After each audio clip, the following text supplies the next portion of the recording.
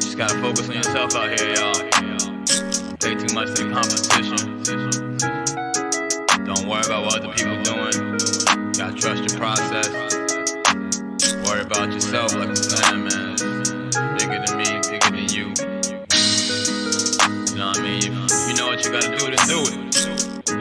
You're always making excuses when you got time for those. You gotta get it, man. You know what I'm saying? Don't let nobody hold you back. Don't about that negativity, suggestions. Fuck all that shit, my nigga. Yeah. No competition. I'm feeling so fabulous. You niggas mad as shit, but it do not matter, kid. So what's the comparison? You niggas ain't zagging yet. Tell your homies stop gassing you before we pull up and embarrass you. No competition. I'm feeling so fabulous, and you niggas mad as shit, but it do not matter, kid. So what's the comparison? You niggas ain't zagging yet. Tell your homies stop gassing you before we pull up and embarrass you. Yeah. Still watching for clones, but they all over the globe. Probably why I say whoa. Young nigga never made money from stoves, but went hard with the zones. Me and Henny broke it down way before. Y'all we killing shows, just act like you know. Whoa. Got a new bitch from the bottom. Still never change out my niggas from potters. Honest, I've been feeling golly. You get in my way, then you leave me no option. Niggas thinking this a race, till we put them in their place. Leave their family with a ghost, then we pull off in a race. No competition. I'm feeling so fabulous, and you niggas mad as shit, but it do not matter, kid. So what's the comparison? You niggas ain't zagging yet. Tell your homies stop gassing you before we pull up and embarrass you. No competition. I'm feeling so fabulous, and you niggas mad as shit, but it do not matter, kid. So what's the comparison? You niggas ain't zagging yet. Tell your homies stop gassing you before we pull up and embarrass you. It's no competition. You niggas be lying about how you be feeling, saying you Jordan, you not even Pippin. Or Rodman when he was with Pistons. You blondie, you lying about all of your visions. Your paper be short like some midgets. I used to step out and just worry about digits, and now I just focus my visions. I had to distance myself from some people cause they just be holding you back. I wasted some time I never get back. Like why I do that? You niggas be bitching, it's just to be seen and put on the map. I only know some niggas who know how to spin up a check and get it right back. No competition. I'm feeling so fabulous, and you niggas mad as shit, but it do not matter, kid. So what's the comparison? You niggas ain't zagging yet. Tell the homies stop gassing you before we pull up and embarrass you. No competition. I'm feeling so fabulous, and you niggas mad as shit, but it do not matter, kid. So what's the comparison? You niggas ain't zagging yet. Tell the homies stop gassing you before we pull up and embarrass you. No competition. Gamer boy, gamer boy, gamer boy, gamer boy.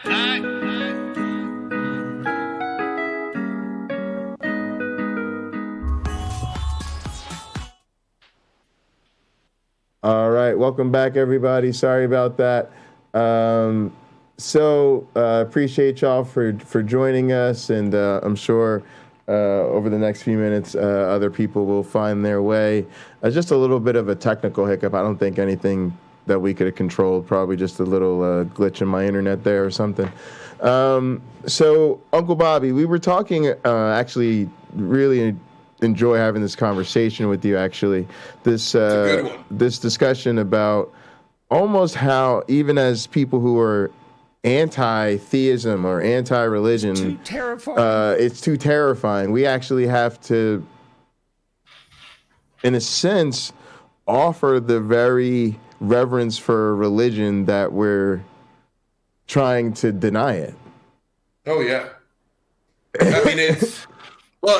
I mean, hell, all the 500 analogies that are stuck in my head, they all sound awful. But it's the escaped slave still making an excuse for the former slave owner.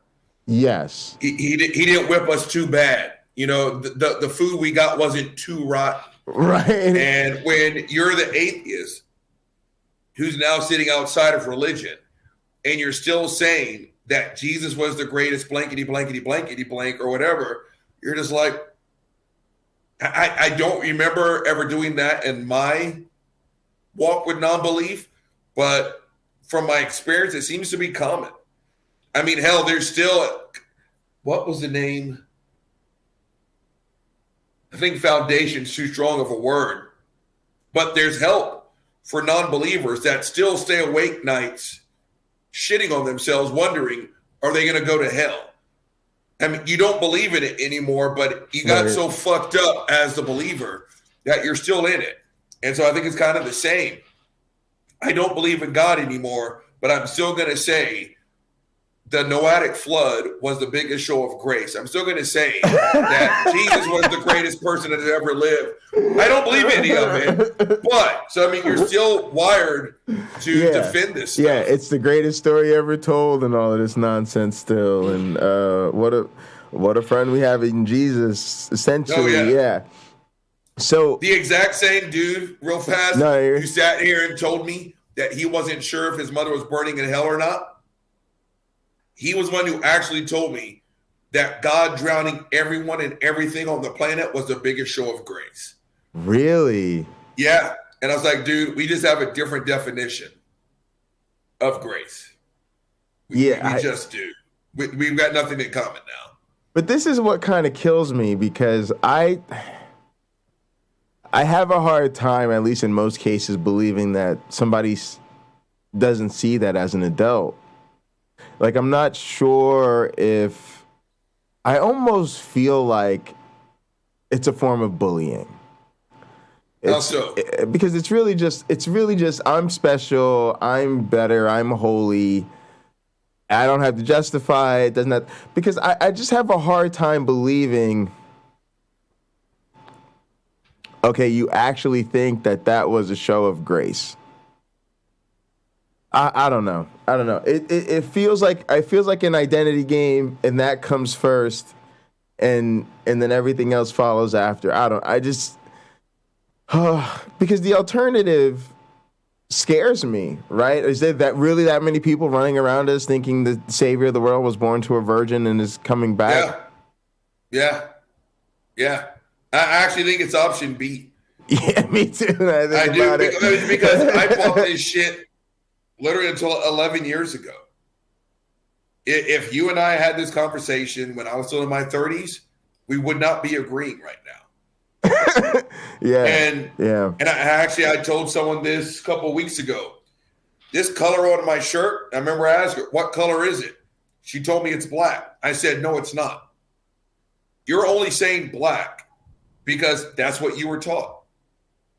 If I told you from day one that this color right here is red, you would be saying that this is red. This has no intrinsic value. Right. You were taught black. I was taught black. You were taught black. So we all say black. And if all you've ever known is virgins can get pregnant, a dead guy came back to life, if someone told you that the world's biggest bully drowning everyone is a show of love, you will say that's a show of love. I actually think they believe it. This is true. Yeah, and I think maybe that is better, right? Because that's something you can sort of deal with, right? I think it means that there's, I don't know, but then how do we deal with that if we're not even going to have the conversation? How do we deal with what? The fact that that's not true. So let's say they do genuinely believe it, right? Right. So do we tap out? Like, are you just good to? They just good to go? Like, or do we? You confront it. I mean, if the topic comes up, be honest. And no, again, just like borrowing money from a friend, it's a write-off. You're never seeing it again. If someone tells me that a virgin got pregnant, I have no problems at this stage saying, no, they don't. If you're going to tell me a 14-year-old got pregnant, it's for one reason and one reason only: she had sex. That's it. Now, this person who I'm talking to, they're going to dig their heels in. Right. The person behind them, they're like, yeah, why do I believe that a teenage girl?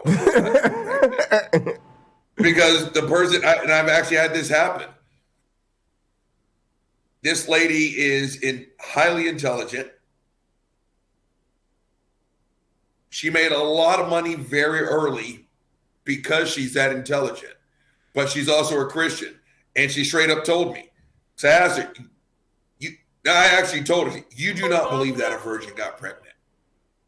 She has 2 sons. She said, I do believe that. I was like, no, you don't. No, you do not. You don't. You split the atom at fucking 17. You're a multi-millionaire at 27. You don't believe that. Now, she's going to dig her heels in.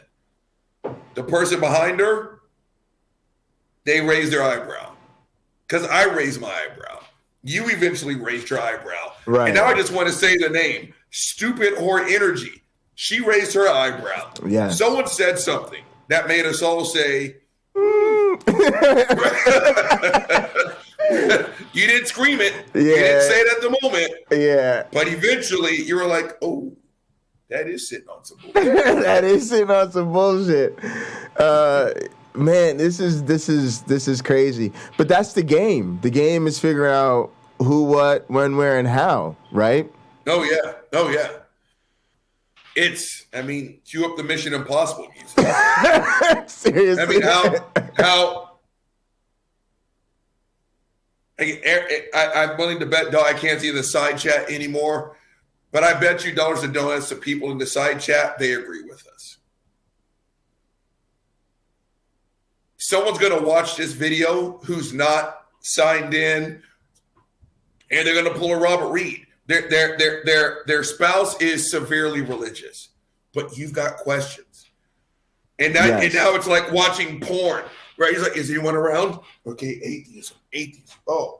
Yes, it is. Shit. So evolution is real. Wait, oh my God. No, I'm jerking off. Don't worry about it.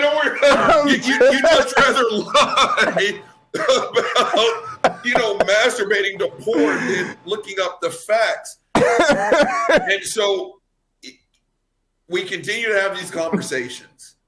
So again, this person, no fucking way. No way. But the person behind them, yeah, the person behind them is going to listen. Someone is listening to this. I guarantee it. So this is interesting. Like, I've some people don't know, but I've before COVID, I was playing drums at a church, evangelical, all-white church. Really, quite a fun experience. And a lot of them, the people that I had relationships with, they kind of knew. And even the ones who weren't non-believers or confessed doubters, let's say, sometimes they came to me with conversations around their doubts, right? And that was like a super cool thing. And then there was definitely the oddball, frank conversation about doubt. And so there's this weird thing too where, once you start to have the conversation, and it was a two-way street, right? So in other words, I didn't just come to everybody in the church on Sunday morning and get up on the platform and say, hi, I'm an atheist that's playing drums in your church. Number one, I just think that would be, it's not about that. And to be honest with you, I would never want that type of attention paid to me in that regard on a Sunday morning, right? Because you don't want it to be a distraction from the worship experience. Sure. And there's definitely that risk if people think they're looking at an atheist while they're out there trying to get their worship on, right? That's like not. Oh, yeah. But over time, you feel safe with people, so you can talk to them. So I have to feel safe enough for them to know that about me, and then they have to know me well enough to know that they could still talk. But yeah, you do have those conversations. So it's interesting to think about other areas in my life. There are other areas in my life now that I think about it where, let's say, my gaming friends find out that I'm an atheist, and I've had some of them, let me know that they're non-believers as well. And then also some of them let me know like they're Christians, and then you have interesting conversations about it. And coworkers, like even my advisors and mentors, like I know there's been times where they sort of perk up and get excited when they hear I'm an atheist, because oh yeah, me too, and they're kind of into it. Even with the director of my program, like I think, he's actually kind of excited about what I'm doing on YouTube because of that. So it's a big help in that regard. Absolutely. But yeah, it's all this risk reward analysis, because you never know how it's going to go. You just never know. No, you do not. You do not. There's a video on YouTube called Anything But an Atheist. I've actually done a show on it. People should look at it, because there are possible negatives to being honest about your non-belief. And I think it was Matt Dillahunty who said it. If you can and it is safe for you, you need to be honest. So it's normalized. So it's not you're just this angry person who hates God and America, and you're trying to kill puppies and eat babies. Yeah, if you can and if it's safe, you should. And I still remember one of the instances. One was someone who lost their housing because their landlord found out that they were non-believers. And there was at least one story where people lost family because they were non-believers. Again, it only speaks to what we are not. And we're being judged based on what we are not versus what we actually are. The same person who Mama put in a tub with you when we were 3 years old, I'm still the same person. All the experiences that we had from childhood until this very moment, it hasn't gone away. You just found out that I don't believe in your religion. And now you want to break it off with me? That's almost spiteful. And I also think it's yes, and I also think it's a form of self-hatred and self-denial. So I've been in a situation romantically, because I'm like you. I had pretty much the rule of I'm not going to date a Christian. Yeah. And so to me, if I see that in somebody's profile, it's an immediate swipe left or no or whatever. Now, if I'm actually in a church, because I'm playing there or something, and I get to know somebody, okay, well, now I try to relax that standard. And I come to find out that that's a bad idea. Because again, like when the rubber meets the road, this person can't treat me right or see me as an equal, because Jesus is the reason for the season. And, we touched on this with family, but I wanted to tell you, like, my motto with my family, because you said religion is the one thing it's okay to put before your family, is I've always said Jesus is more important than Jason. That's the fundamental problem with my family, because even though that sounds like that's okay, everybody would say that, Jesus is more important than YouTube Punk and YouTube Punk's family or whatever. That's not okay. It's not okay in your own life to take a back seat to your family's common imaginary friend. It's unhealthy. Oh, yeah. It's totally unhealthy. It's like not what family is supposed to do for you. And so this is the same situation now applied to a romantic situation, because the truth is, if I'm talking about, like, say, so there was a young lady I started dating, like seeing, hanging out with, got to know each other, whatever, at the church, and she denied everything going on between us, even though everybody else embraced it.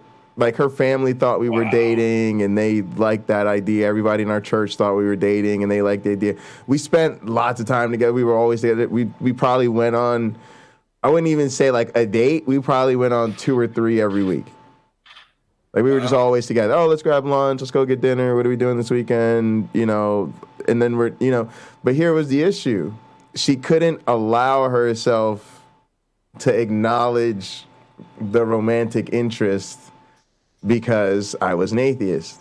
And so even though she didn't want to like go around like say outing me to everybody in our lives, like I didn't care, but like she would tell her sisters and stuff like that. And they didn't care, right? They'd be like, yeah, who cares? Like, doesn't matter. I literally, and here's the point, Rob, I literally told her, I go to your church more than you do. And she would laugh because it was true, right? I was like pretty much the only drummer, which means what? I'm in church on Sunday. I'm in church Thursday night for worship service.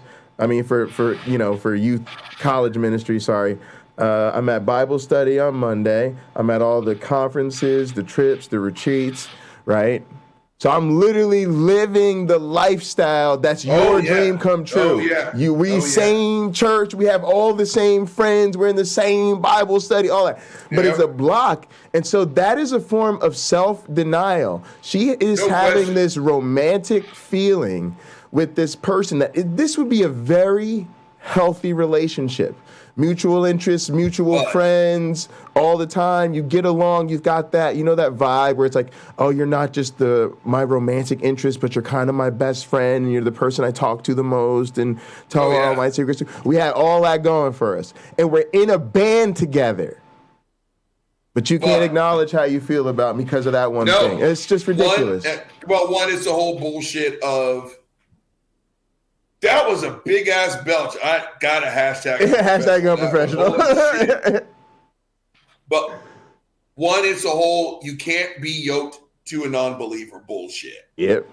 And then two, I've always said the best part about religion, it requires no commitment. No follow through. All you have to do is say, I'm part of the club, because I've told people in romantic or sexual situations, and I was like, not only can I outquote you in the Bible, I've read that thing 3 times, quite literally, from cover to cover, cover to cover, cover to cover. Exactly. I still study it. I know more about your religion than you do. Every day, twice on Sunday. I'm the bad guy. Because all you have to do is stand up and say, I believe in Jesus. And because of that, you can't be seen with me. Like I just said, I'm Jerry Sandusky. I'm a Catholic priest. But it's like, all you have to do is stand up and say, I believe in this foolishness. You're part of the cool people's club. Yeah. You can't admit, like in your case, you can't admit that you're seeing Jay because he doesn't believe and I do. But he's literally spending more time in the place. Yes. You've got a bigger commitment to this right, exactly. than she does. Right. That's what I'm saying. It takes no like the lady I told you, she is quite literally brilliant. She is literally brilliant.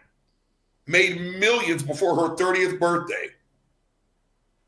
And that's what I'm saying. You don't believe this. You don't believe a virgin got pregnant. Because if your son came to you and said, Mom, I got to oh, Mom, my girlfriend is pregnant, but I didn't fuck her. I didn't do it, yeah.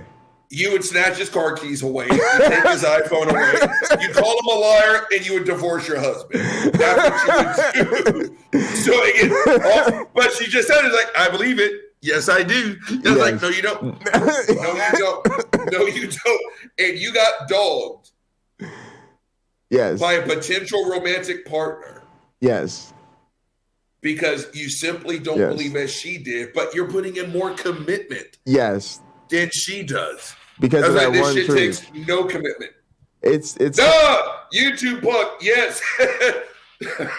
It's the age old. Did you read the book of John?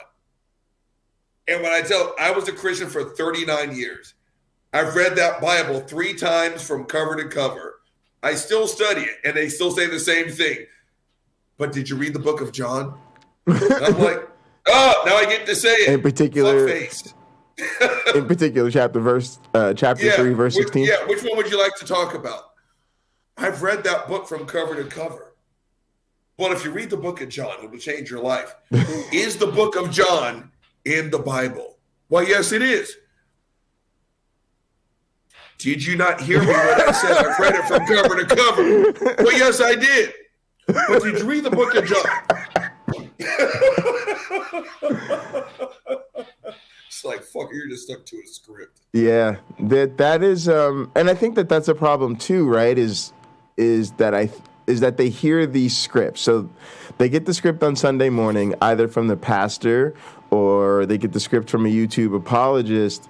And it's really unfortunate because there's this loss of, basic social skills or basic, conversational skills, to the point that a person has to become very antisocial to maintain these habits. And this is the issue I think I feel like with people in my life, to where once I start to realize this religion is the worst thing about them, I start to realize all the ways that they're, James talks about they're at least mimicking or, sort of parroting antisocial behavior, sometimes psychopathic behavior, right? It would not be okay for me to tell you, hey, I think you're going to be tormented forever in eternity just because you decided to breathe oxygen today. But under religion, James is actually in here. Under religion, I can actually say that, and that it's a socially acceptable thing for me to say. I'm gonna tag in James because I gotta pee real quick. But go ahead, James. Go get him. I mean, I'm 100% with you guys. I'm going to say, first of all, I'm always honored and privileged to share airspace with both Jay and Uncle Bobby, the celebrity in our community. And I always catch your shows. And I always wish I had that kind of energy, man. Like, I'm just too nice. Jay not. Thanks. Well, Jay says I'm nice in the same way that Dexter from the serial killer guy uses that kind of nice. Nice, but yeah. Like, I just kill some people like brutally while I'm just talking casually about it and explaining my reasoning. That's a very scary kind of nice. I know. So I don't know if other people see it that way or not, but I mean, I can kind of see his point, because I do talk about some serious shit without getting upset, right? And most people, they talk about that serious shit, they're gonna get upset, and it deserves for us to be upset, right? It's what you guys were talking about earlier. If we give it too much civility, we are legitimizing the illegitimate. So, man, it is just so hard for me because I don't have your energy, and I don't want to legitimize it, but I also don't want to be like all like lose my peace. I don't want to lose my peace over it like I used to. Like the old me I used to get. Go ahead. I don't think there's a wrong way to speak counter to religion, as long as it happens. My energy is my energy. That's what you guys see on my show is actually how I feel. Yeah. Part of it is the majority of it, like when Christians talk shit about gay people or trans people, that anger you guys see on my show is legit. Right. The other part is me being mad at myself because I used to sound just like them. And for anyone in the chat that may be LGBTQ plus, apologies, but they would sit us down like a pregame pep talk. Do you love that the gay person over there? It's like, well, hell yeah. Do you want to see them burn in hell? No, I love my gay brothers and sisters. Then you'll go over there and you'll shake them out of their apathy. And you know what? We're like, call them faggots. Call them trannies. Do you want them to live in sin? And so a part of my energy that you guys hear is me being pissed off at myself. But again, when you're told this, when you're this big, you buy it. Right. Because that's all you've ever known. But you not losing your shit versus me losing my shit, to me, it's all equal. Yeah. because we're speaking out against something that needs to be spoken out against. Right. Though a lot of people don't feel that way. It's like even people on my friends list on Facebook, and I was talking to my one friend, Renatia from Israel, about this, and because like other people will share shit and they get all kinds of responses, and I get almost none on social media. And they're like, you know what makes people feel uncomfortable when you challenge popular paradigms, especially when they're religious.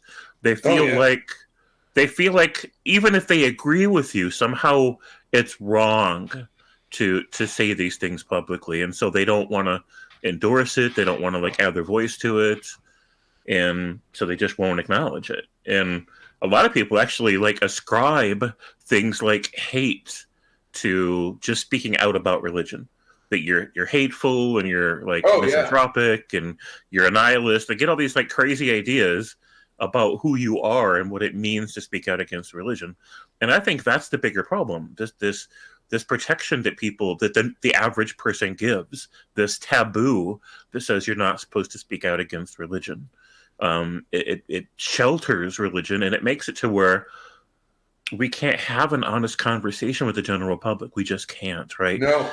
But at the same time, it's interesting because if they really think about it, these fundamentalist religions are all about going around in the world telling other people that your beliefs aren't true. That like, so the Christian will point to the Muslim and they'll point to the Hindu. Your beliefs aren't true. And they get to say that as loudly as they want to at any platform, and people will either cheer for them or they'll just give it a pass and don't say anything. But they're not considered hateful. The Christian isn't considered hateful to tell Muslims you're wrong, but somehow the atheist is considered hateful to tell the Christian they're wrong. But it's also interesting because if the Muslim tells the Christian they're wrong, even that kind of gets a pass. Not as strong of a pass in America, but still it's not considered hateful. It's just considered wrong or misguided, but it's not considered hateful for the Muslim to tell the Christian, I think that your understanding of that is wrong. But if an atheist does exactly the same thing, now it's hateful. Right. And people just have to get past that way of thinking. And I think that's the bigger obstacle that I've been up against, because it just makes people feel so uncomfortable. They just don't even want to be around it. Sorry about that. I'm looking at a book right now, and to this day, I still hang the asterisks. I'm not gloating. I'm not bragging. I think it was wrong. But I lost my kid almost around the same time someone lost their husband. And it made national news. They were part of a very fundamentalist church here in Austin. And they were missionaries. Both the husband and the wife are highly educated. They put their careers on hold because they thought spreading the word of Jesus was that important. They went, I can't remember exactly where, but it was an again, Muslims are like Christians. You've got the Easter Sunday Christmas morning kind of Christian, then you've got Westboro Baptist. The overwhelming majority of Muslims, they just want to go to work, come home, eat dinner, go to bed, just like everybody else. Mm-hmm. Then you've got the extremists. This couple went to, I can't remember where again, but it was one of the more extreme parts of the East in Islam. I would never tell her this, even though we're still friends, but they went into someone else's house to say, your furniture's fucked up. I don't like your wallpaper. The feng shui is messed up in your house, right? Yeah. This guy, and again, I'm not gloating. I'm not saying it's right. This guy went jogging one morning, and let's just say he didn't come home. Wow. This lady was on Fox, CNN. It was a national headline story. And we bonded over similar tragedies. Now, to her face, I hugged her, and I said, I'm sorry. Let's go get dinner. This sucks for both of us. Let's work our way through it.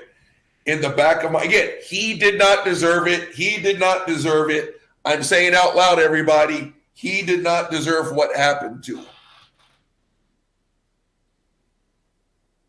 But they use that as Christian persecution I hope I'm staying on line with what you were saying, that when a Christian does it, it's kind of okay. Yeah. When a Christian tells you you're doing this wrong, again, we got to pump the brakes. And like I told Bundy, even atheists now say, hey, you can't pick on that. That's Christianity. It's like you went into someone else's house to tell them how fucked up their house is. And yeah, as long as you believe in something, you're good to go. Muslims can say it. Jews can say it. Christians can say it. And you're right. As soon as the atheist speaks up, we're the asshole. Now, again, I want everyone to hear me say, what happened to that man, he did not deserve it. My heart still breaks for her because I saw her go through what she went through. He did not deserve what happened to him at all.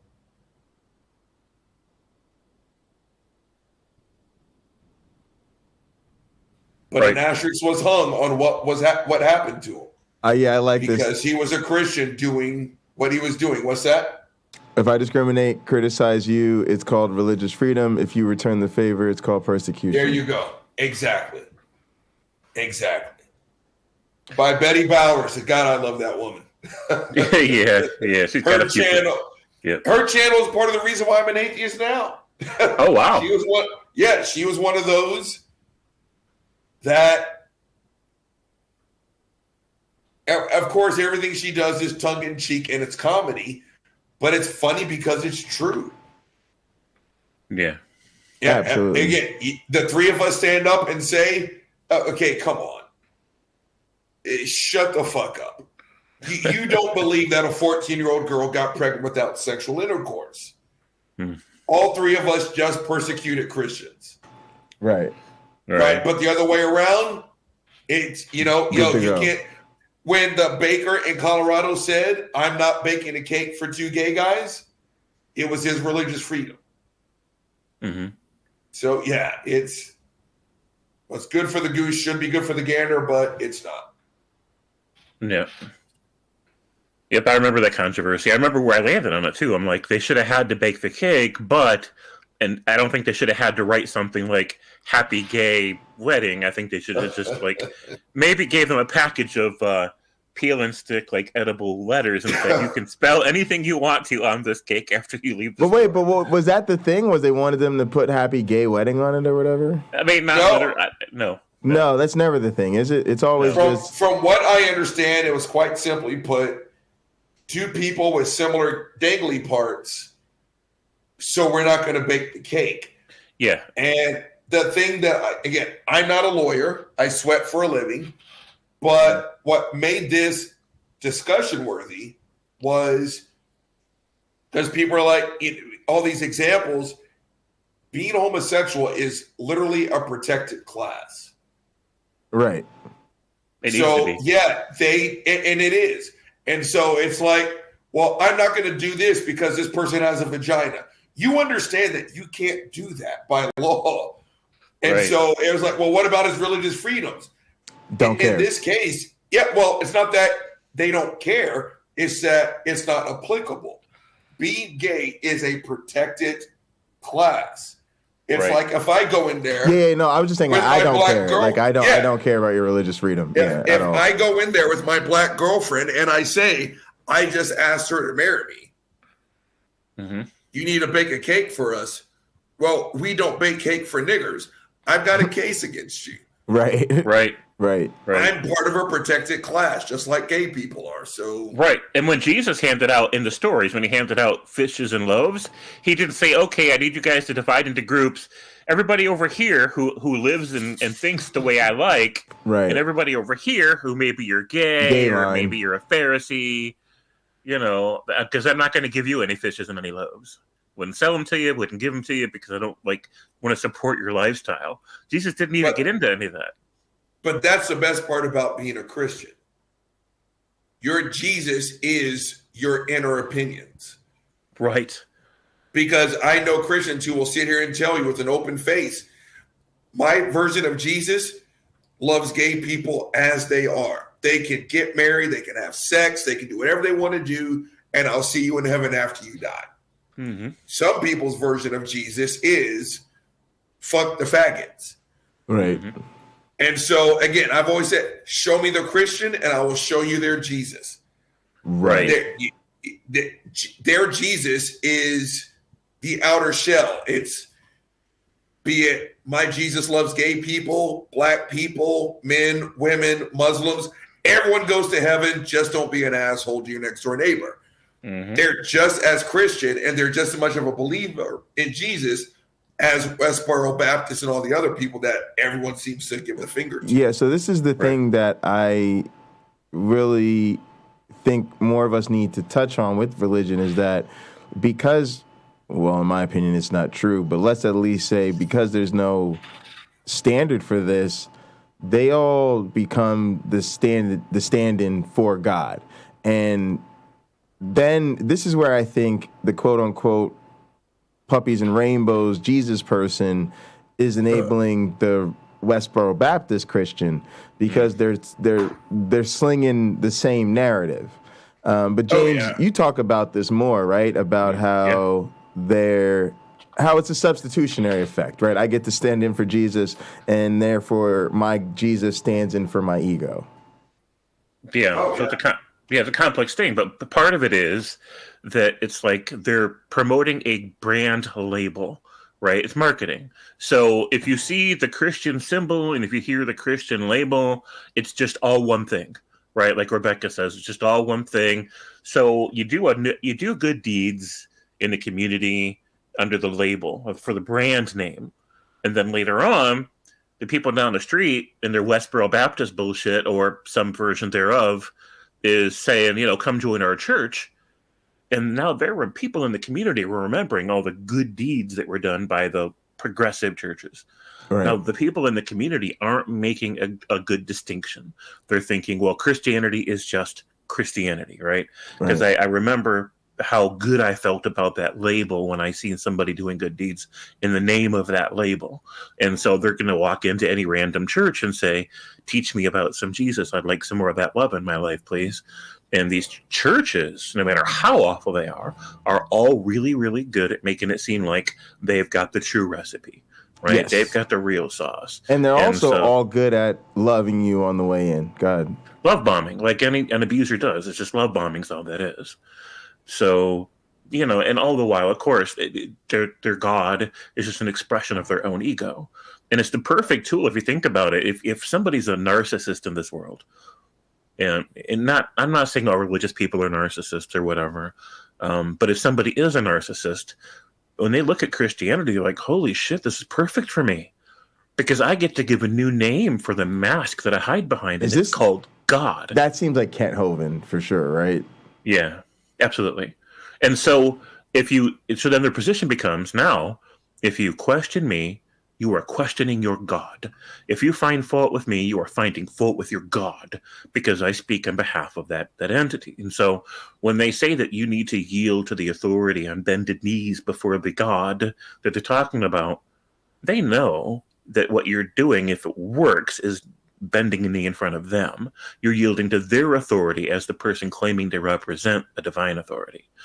And so you're giving them power over your life. And so it's an imbalanced social dichotomy that they can abuse and profit from. And now to tie this back to friends and family real quick, this is just really problematic because if you're like in my situation that I'm speaking about, if you're a parent or a grandparent, this fits into even a quote-unquote healthy narrative of a certain amount of control or influence that you need to have over your children, over your grandchildren, and maybe even over your friends, especially if these people tie into a religious narrative. Go ahead, James. I'm not saying anything. What'd you say? I am. I'm saying that I just moved because this game is now 10 points apart with a quarter and a half. So yeah. Do you need keep to going, everybody? Okay. So I'm gonna fire up the hot program machine, Uncle Bobby. We normally start hot program at 3:30. We're gonna be waxing about probably I think what happened with Doug this week and some other stuff. So And we might tag in my one black friend on these conversations about friends and family. So I always appreciate your time, and but you know, you don't have to stay with us if you don't want to. But also, we're trying to make habits out of one, always doing for the most part, always doing the Sunday night football and Monday night and Thursday, all the primetime football, Sunday, Monday, Thursday. And then we also, you know, we're trying to do more of these, you know, the big MMA and combat sports stuff. We're about to get the Fight Pass, the UFC Fight Pass. So when you come through, if you come through on a night where none of these things is going on, maybe we'll fire up some, you know, competitive grappling or karate or something. But yeah, man, if you want to, I say that all that to say is we'll definitely be playing the game tonight and gather if you want to come through for that. Oh yeah, I'll be there for the pregame show if you guys are going to fire it up a little bit early. Yeah. I will do that. Yeah. Okay. I will be there for that. I'm going to watch the last bit of this, get something to eat. Then I still have to finish up my housework because I'm in this joint by myself. For sure. Yeah, you guys are great. Yeah, appreciate you. And we'll see you later on tonight. Enjoy the game. Peace, gang. All right. Let me go ahead and turn off the Uncle Bobby machines. Thanks, everybody. We'll see you next week on the Blackout.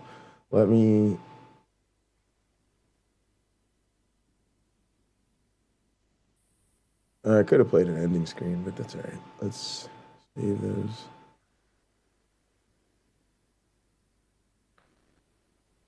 So when does Hat Program start?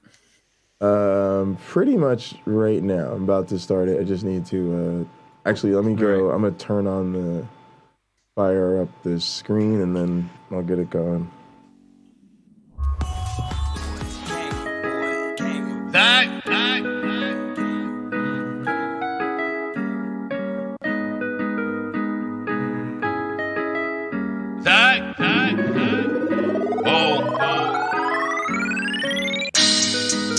Just gotta focus on yourself out here, y'all.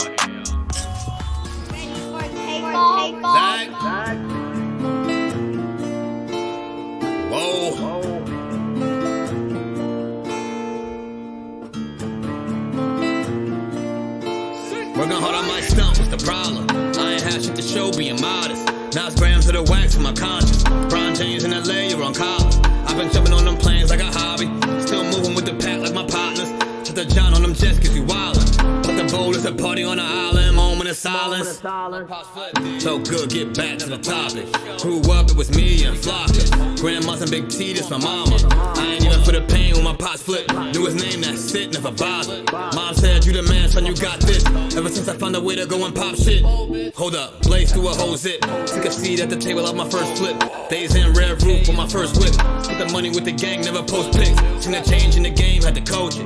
Never let them take my wangs in the mold, bitch. Ever made in a month, nigga. Used to serve him at the minute just to front, nigga. Goddamn. Had to grow up quick, I made my own rules. Had my first child, got it jumping with music. Can't really hang with nobody who losing. I thought by now that you would go and get it, but I could hardly see niggas this distant. Know you get cropped if you not in the picture. And I made that tag and went got a bag. Shots to the Henny and OG prescriptions, put rebel shit on the map. Took a leap from where I started at. Started ballin' now, I'm Chris Paul and Cat. Got him steady calling for the mold, but I'm on a roll, gotta call him back. And that's all fact.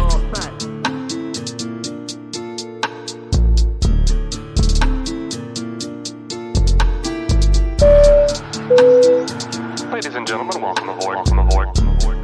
All carry-on items should now be stowed securely, either in an overhead bin or under the seat in front of you. All aisles, exits, and bulkhead areas should now be clear. All electronic devices should now be turned off and stowed, as they may interfere with the aircraft's navigational and communication systems. Once airborne, we'll let you know when you may use approved electronic devices, but note that some items may not be used at any time during the flight. You'll find a list of approved devices in the in-flight information section. Ready for takeoff? Whoa.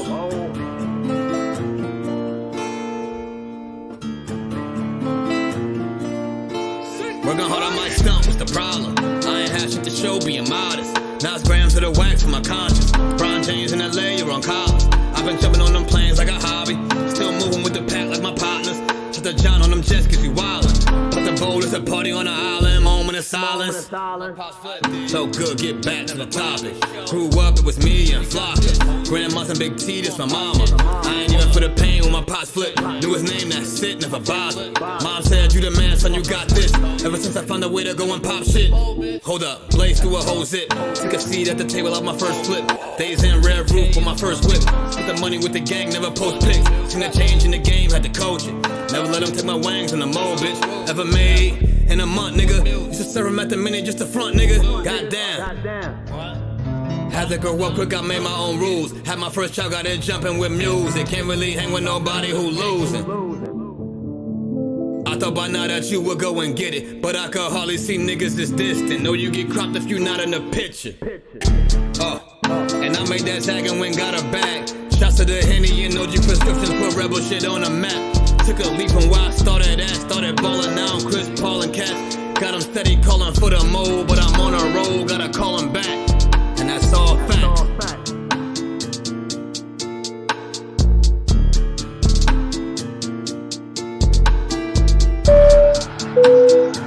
Ladies and gentlemen, welcome aboard. Welcome aboard. All carry-on items should now be stowed securely, either in an overhead bin or under the seat in front of you. All aisles, exits, and bulkhead areas should now be clear. All electronic devices should now be turned off and stowed, as they may interfere with the aircraft's navigational and communication systems. Once airborne, we'll let you know when you may use approved electronic devices, but note that some items may not be used at any time during the flight. You'll find a list of approved devices in the in-flight information section. Ready for takeoff? All right.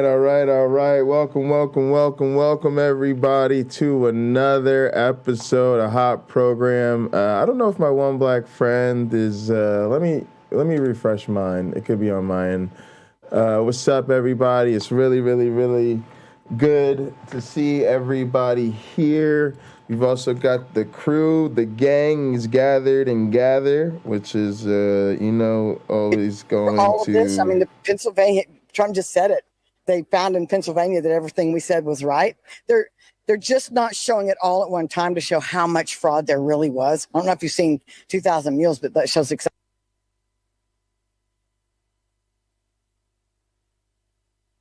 All right.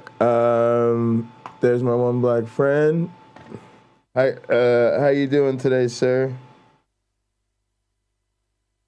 All right, y'all. Y'all know what it is. It's your host with the most from the East Coast. And now for a man who, if he was a fish, still would not worship the one true God. A man who needs no introduction. How you doing today, sir? I cannot hear him. I can't hear him either. We can't see him, though. He looks radiant and very my one black friendish. It's friendish. It's a whole vibe. All right, let's see. I feel like I was being a little obtrusive there.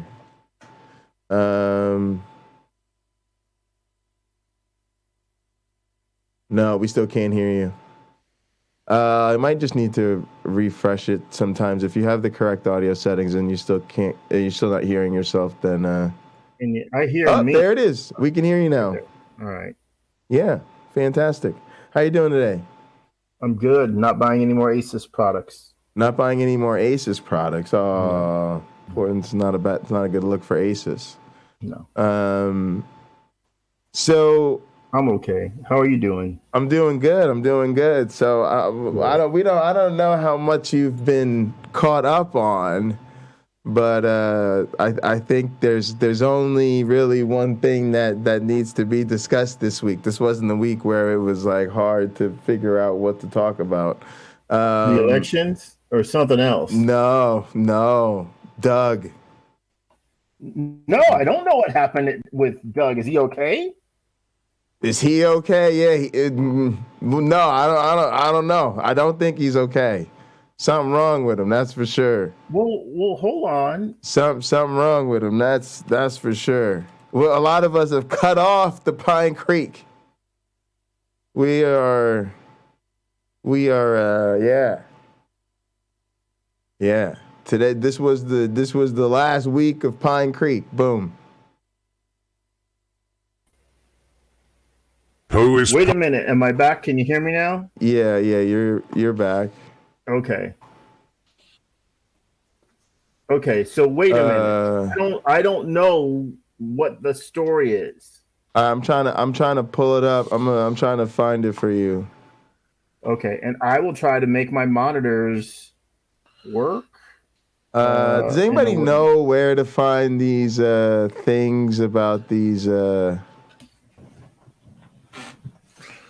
like his little shorts are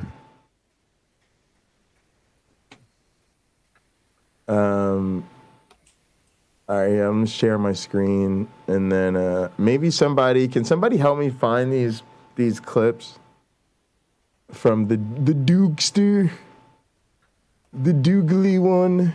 So wait, I'm concerned.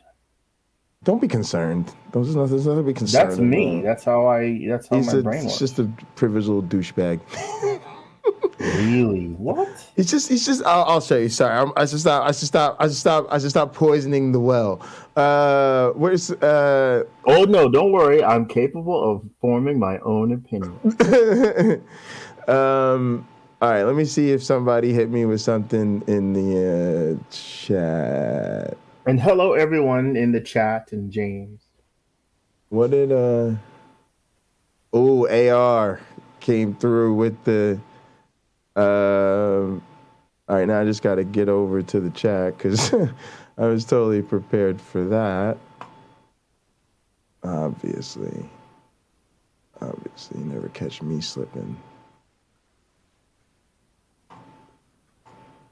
Obviously, never. And also, why doesn't this thing ever help me change over the titles and stuff? All right, so let me see. I got some links finally.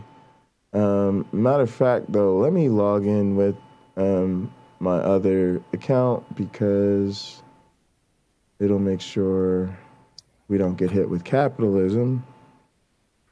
Yeah.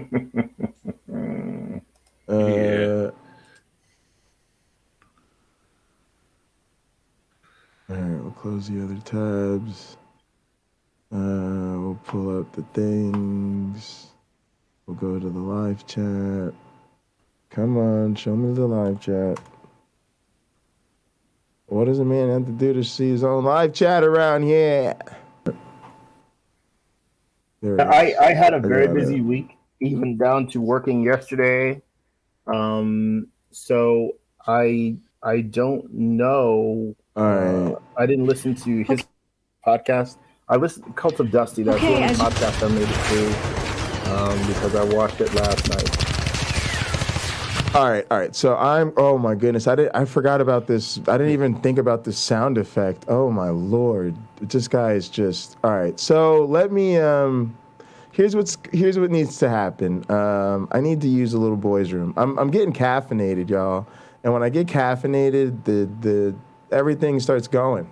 You know, everything's. You know what? I take many a bathroom break on this show. I invite you to do the same. So, I think we should let James filibuster here. James, talk to us about. Here's a good subject, James. Tell me why you ain't been fucking with Doug for a long time. Tell me why you just have never been on the bandwagon. What did you see early on that it's taken the rest of us this long?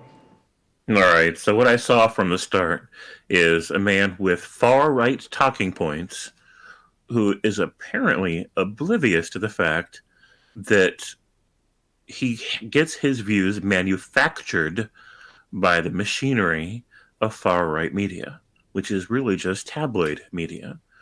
You know, back in the 80s, there was this magazine called The Inquirer, and then later it was The Sun. They've got, tabloid magazines where they talk about lizard people and Bigfoot and all that other stuff. Mm-hmm. But the publish it like it's real.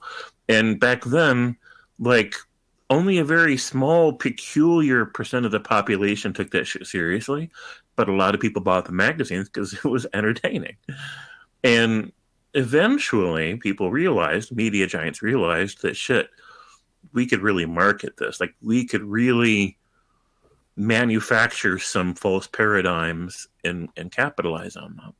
Mm-hmm. And so what's happening is he's got these hyper-religious conservative Christians who are a big part of what feeds the machine.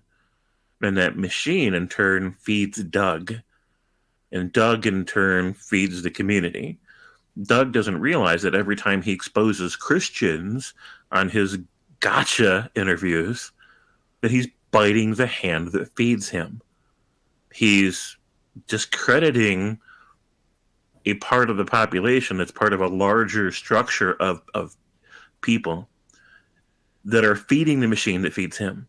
It's just a big loop, big circle, and he doesn't get that. So, it's a very common problem, and there's no good solution to it yet, because everybody's wrestling with how do we fix this problem where media can manufacture consent so effectively, where they can push these talking points and these narratives that just use elements of reality to sow a bigger and destructive unreality, to where the people plugged into those machines do not know that their reality is so incredibly skewed that it merits no respect, and that they shouldn't be anywhere near a voting booth. And these people tend to be, and Doug's one of those people, or they don't do any real fact checking. It just, they hear stuff on shock jock news, and what's the guy that just got in big trouble? That just Alex Jones? Alex Jones. Those kind of guys. There's good. James Apperson, welcome to the program. Right.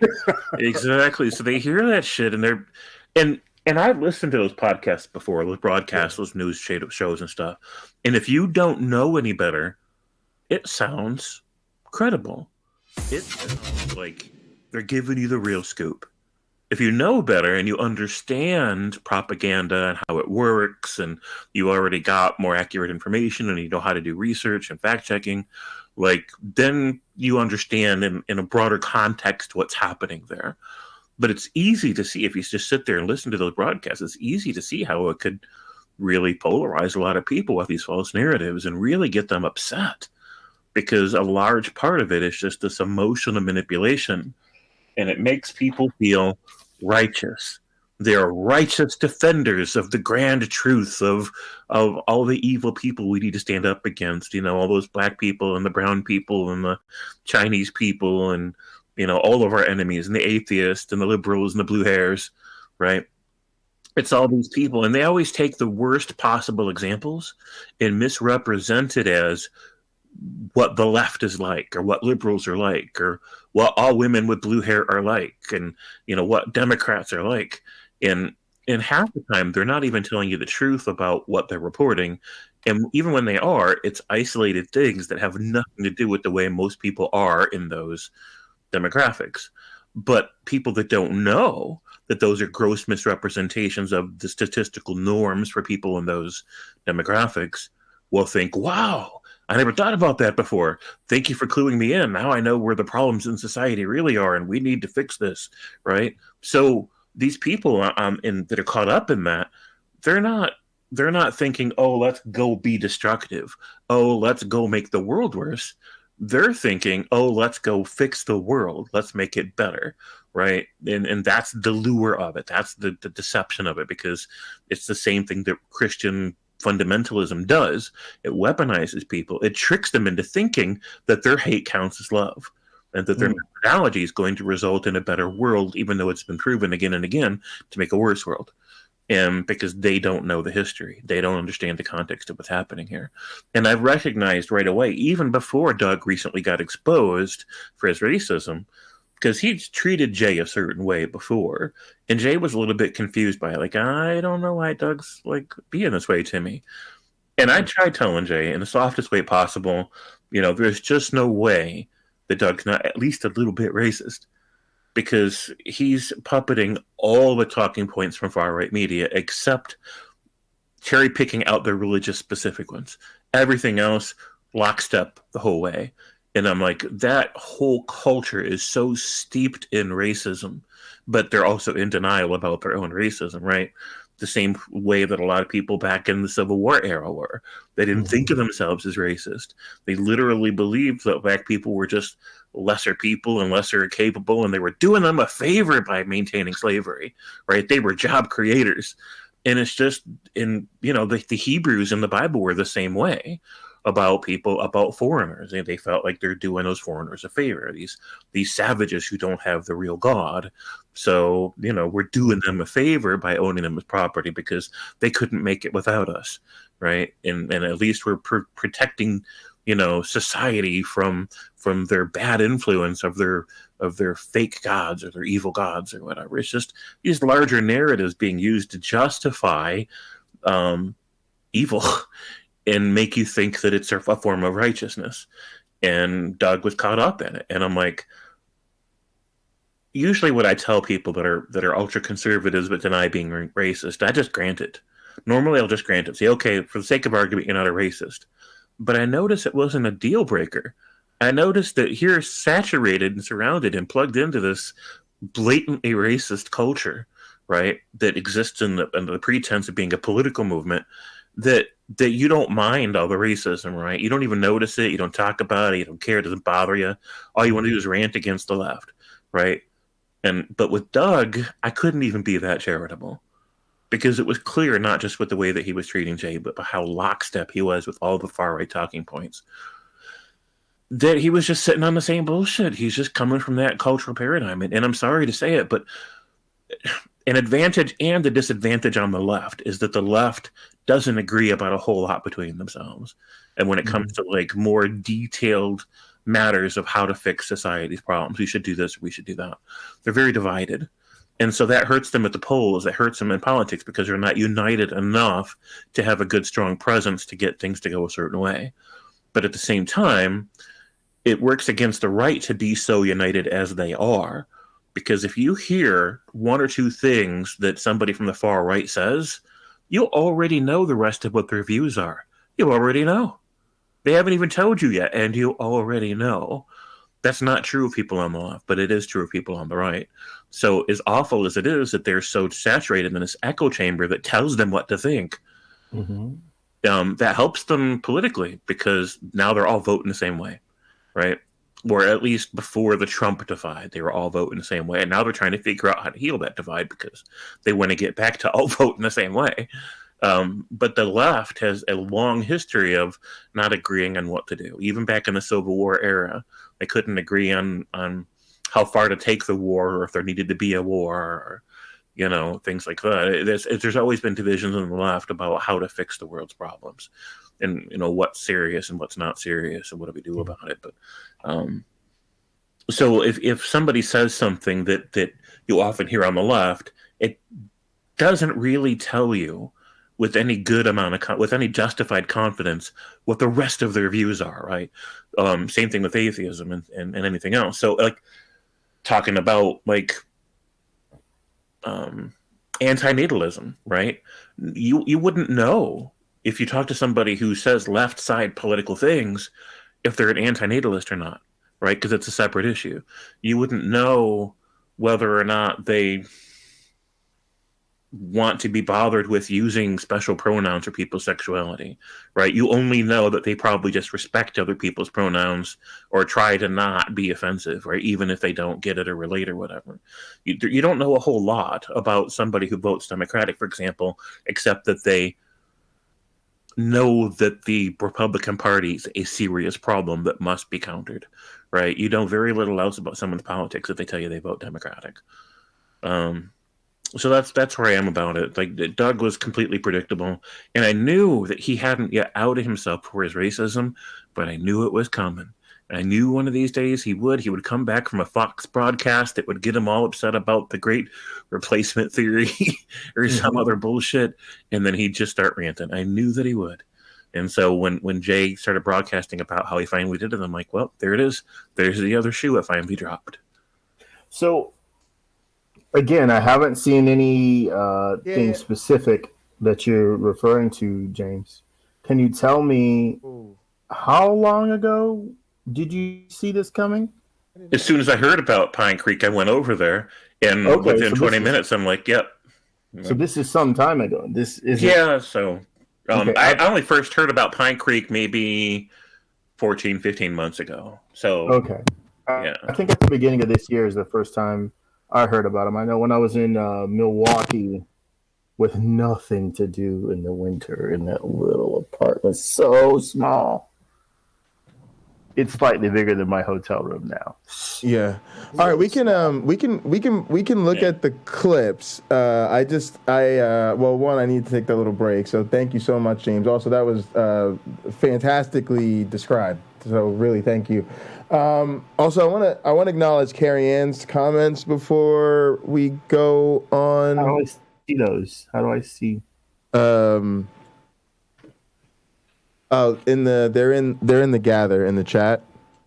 Oh, there it is. Okay, I clicked on the right thing. Finally. Yeah. So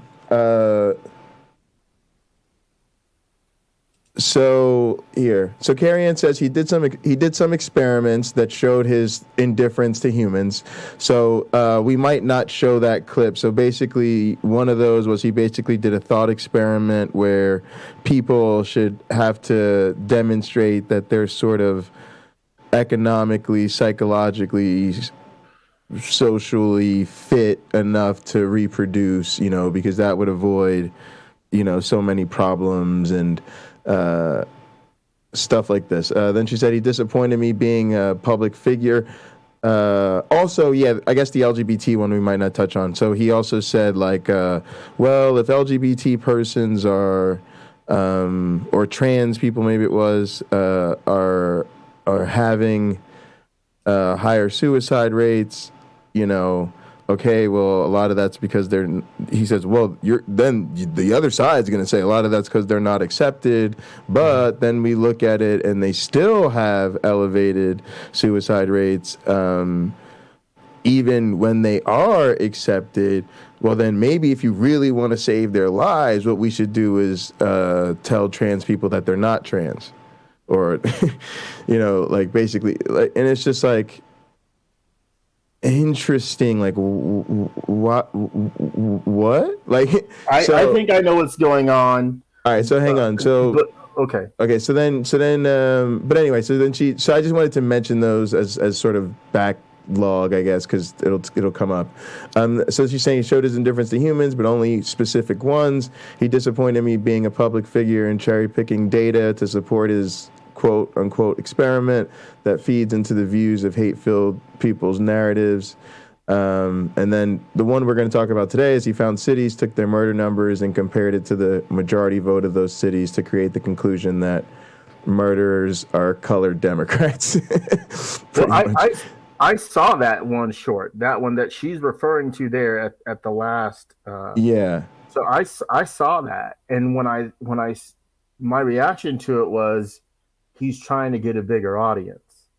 So what he seems to be seeking after is all these people that have been loving and sponsoring Trump uncritically, because that is part of their battle cry, right? They heard some news host say it on some show, and they don't verify anything. They just start repeating it. And then what they don't do is they never say, well, wait a minute, is it possible that Republicans have the same problem? And it's just not included in this video. They don't say that. If you made it about white-collar crime, might be a different list of cities. But if you looked at who those convicts were for white-collar crime, like people running a company into the ground on purpose to steal money from it, people robbing their investors of millions, if not billions of dollars, Ponzi schemes, stuff like that. The lineup of prisoners, criminals, whatever, they have a completely different complexion on average.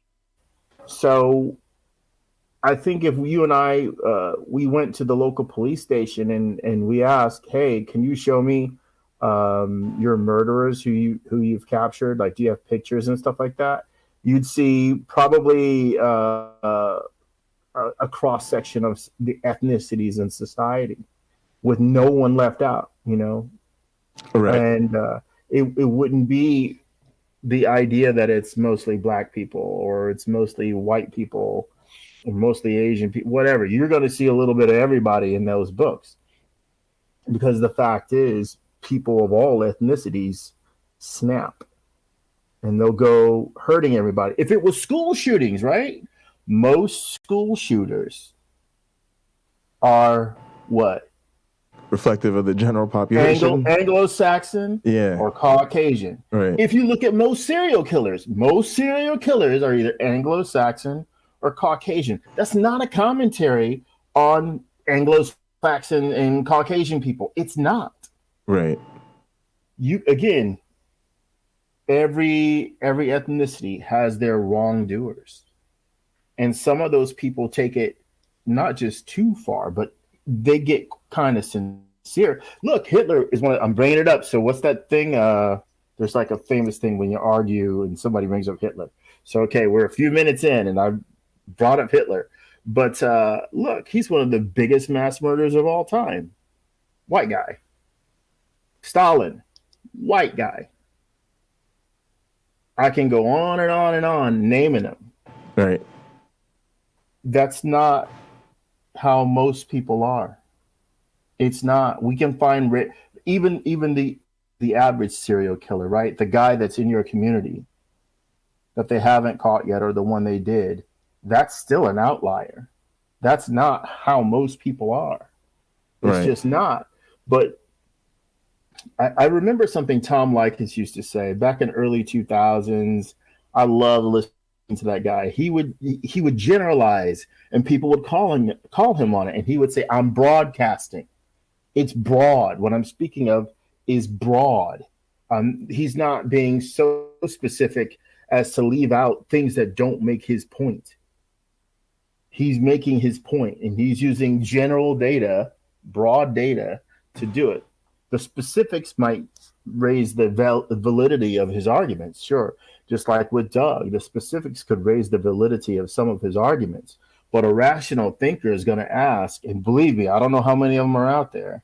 A rational thinker would ask, well, what's the inverse of this data?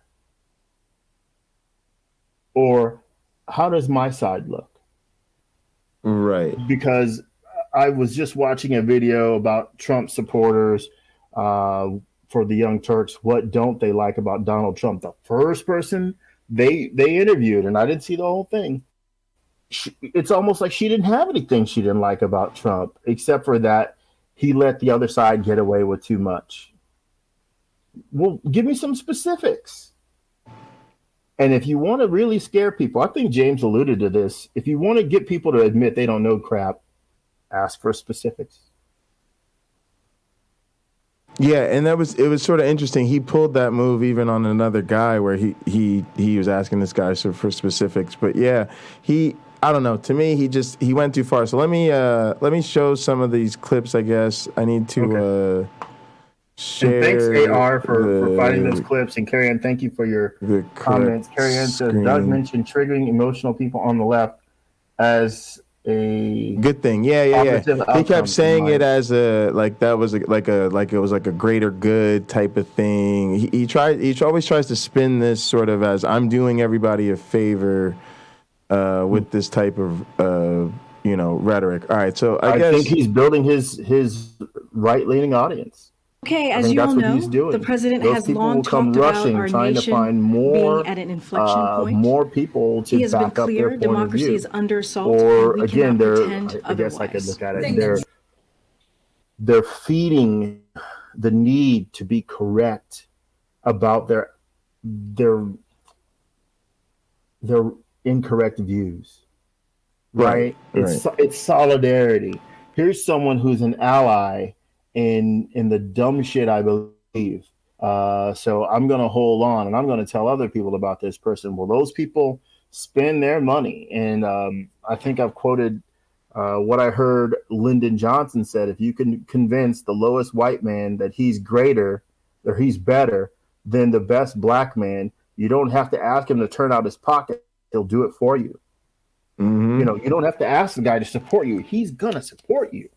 The lowest, and I disagree with the terminology, but the lowest white man. So you find the poorest guy who's down in his dumps, working, he's probably trying his best, but he's not doing that well. If you tell him that he's better than this other guy who seems to have it easy and has a different complexion than him, he'll support you because why? It seems like you believe in him. Right. That's what he needs. I think everybody ought to be not forced. I think everybody ought to be interested in taking a class about propaganda and how it works and why it works and why human beings, I guess, to make the world a worse place or a better place, why you need people to be weak-minded on average.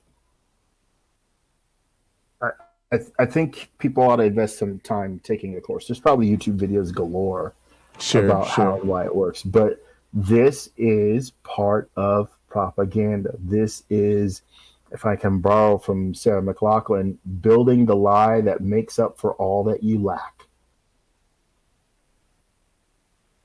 Yeah. I don't know who wrote that song, Arms of the Angels or whatever it's even called, but that's a line from there. All right, I'm going to play this clip so we can continue the conversation. Trump is fearful of when it comes to his being president is that finally we will see how illegitimate his victory actually was. Trump knows. Whatever you click on, you got to look on Myron Bot's screen, or Jay's screen rather. You should see Hillary Clinton. Okay.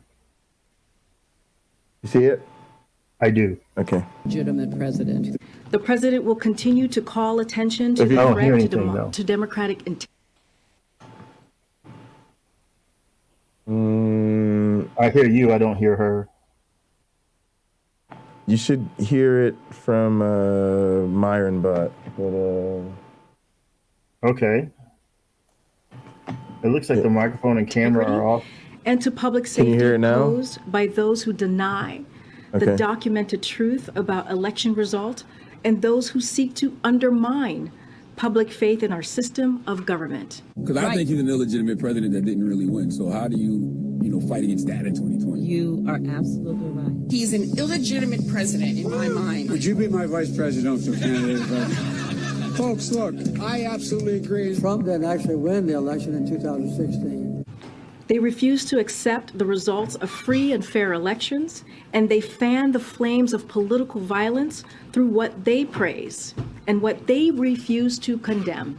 We stand up and we fight back. We do not back down. We do not compromise, not today, not tomorrow, not ever. How can making a few statements incite a rebellion? One component of inciting someone to violence or inciting someone to action is presenting them or creating a shared understanding of the world. There's an us versus them, and that means the only rightful conclusion is to take some action to get the election back, to get the country back. But we are going to fight back. We are not turning this country over. The rhetorical effect of using we with an audience is tremendous. Some can utilize that to generate us versus them distinctions and can motivate their audience to see the world as they are pitted against others who are not part of the we. Now we can whimper, we can whine, or we can fight back. Me, I'm here to fight back. Type of speech that's going to involve some kind of incitement. Adrian, go! Let's do it! It's also going to need that call to say, and now let's go do it. Now let's go engage in that behavior. Can you pause it real quick? Lie down. Can you pause it? Or if I can borrow from Uncle Bobby, stop the tape. Stop the tape. I saw him on Apologia. So what do you see going on here before we continue? It's just Doug, just typical dog whistling to the right, and trying to. It's always, to me, pretty obvious. And we did mention this a little while on a bit on the show with Uncle Bobby, but I think part of the problem I have with this is so out of context, almost to deliberately miss the point of the difference between these situations. So to paint them as, you know, it's almost like, and this is what I hate about, this is what I mean about weaponizing plausible deniability. Mm-hmm. Hey, I'm just going to make this false equivalency video, and then when people call me out, because obviously this is, you know, to me, an uncritical depiction here, you know, then he can hide behind, oh, well, I was just, you know, it's just, and again, I'm just asking questions. I'm just trying to teach everybody a lesson. Welcome to Doug's School of Political Critical Thinking. But the problem is, number one, I mean, there's so many problems, but I don't, you know, like he's overlooking the critical difference, but he's talking to the wrong side, and he's never talking to the right side. It's wait a second. We're not the side that's unaware of how you can, you know, utilize, you know, us versus them mentality and language to further enshrine, you know, tribal hostilities. What you need to do is take that shit to the right. And that's what he's always failing to do. Well,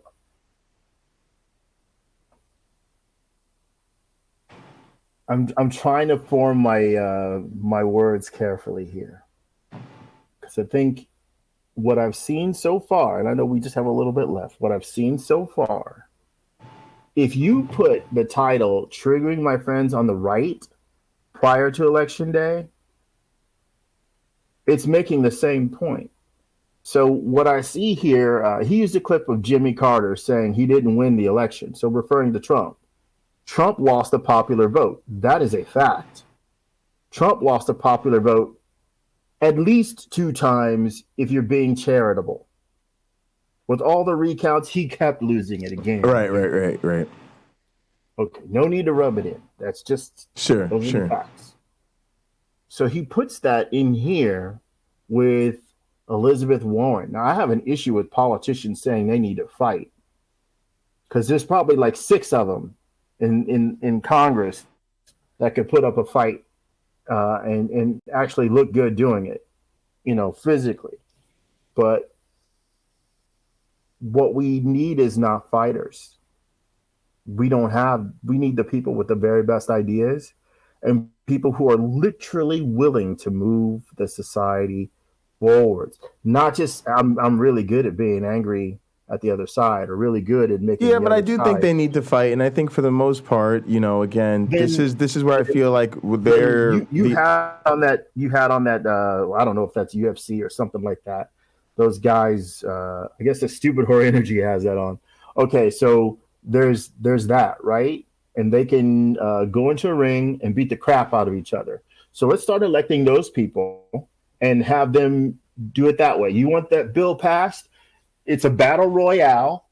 No, but that's what I mean. None of us mean it that way, and this is a problem, because why do they get to abuse language, and then we're now restricted in how we can speak of something because they're going to misuse that. Like, so to me, I don't have a problem, because there are these, because it saves us a lot of song and dance, right? Because if we got to go through the song and dance every time of there are these issues, and these issues are really important, and the people you've elected so far have not shown enough reserve when it comes to these issues, and I'm going to work extra hard to promote these. Look, cool. I get it. Cool. That's very nice of you. But if you say option B is, I'm going to fight for your right to legally, you know, decide whether or not you're pregnant, I'm cool with you calling yourself a fighter. There's another thing at play here. So we see Elizabeth Warren doing a lot of the talking here. What she's describing, you then see videos of Trump supporters actually doing. Right. So I think GT Punk, I'm certainly not reading correctly what you've written here, because I'm wondering if you're not making this point. Well, the Republicans are doers and the Democrats are just talkers, right? We see Elizabeth Warren, she's just talking. Maybe I ought to try to meet with her. I'm in Massachusetts right now. So, and just what on earth do you mean? Like, what does that mean? What are you going to do? How are you going to do it? Because I would have voted for her had I had the opportunity to vote for her for president. Yeah, me too. Absolutely. So, but GT Punk says, according to Doug, all these Dems aren't doing anything wrong, right? It never got to January 6th for Dems. So I think in GT Punk, please correct me. I do not want to misrepresent what you're saying. Actually, maybe I should let you comment and then I just read your comment. Because I'm wondering if you aren't saying the Democrats never became so blatant. Oh yeah, we touched on this before. And also, again, this is why I think this is stupid. I want to be very, very clear. Stupid. Like infuriatingly stupid.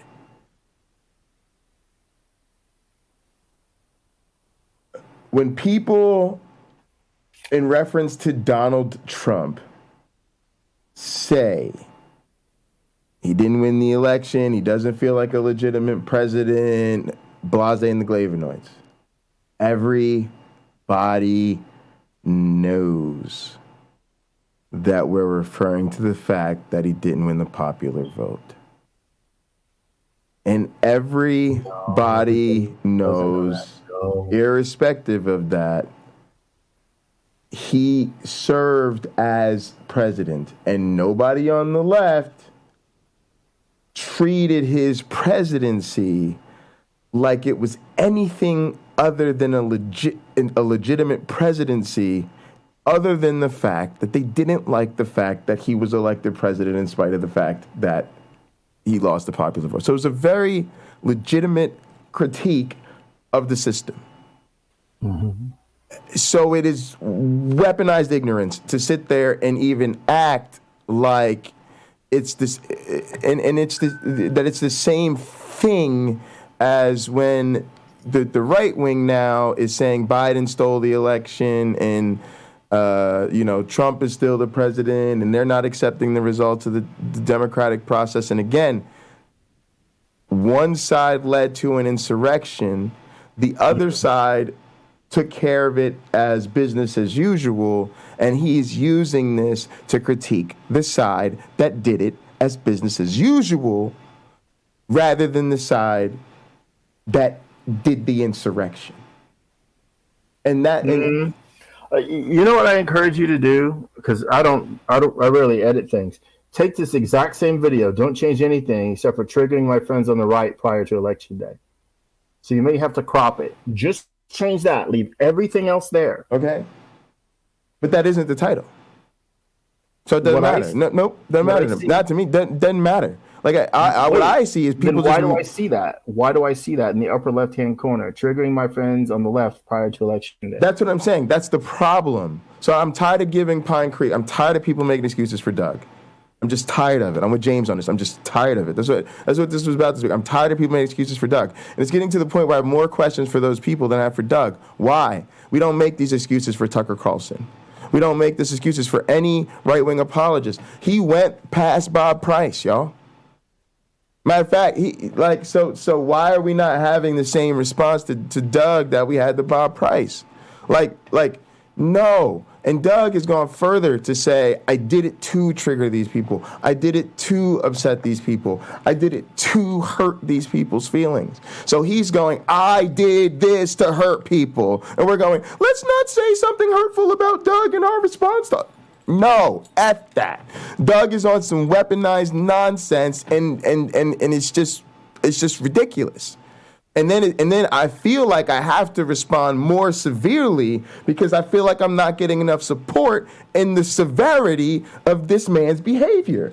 Because again, everybody loves Doug, so we want to give Doug the triple, quadruple, ontuple benefit of doubt. No, I'm just going to the next clip. Please play the rest of that because I haven't seen there's only like 7 you can seconds. Pull up in a ball, you can decide to move to Canada, or you can stand your ground and fight back.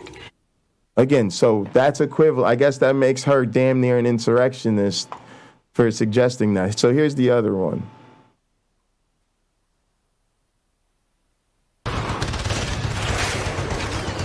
Cool sound effects, Doug.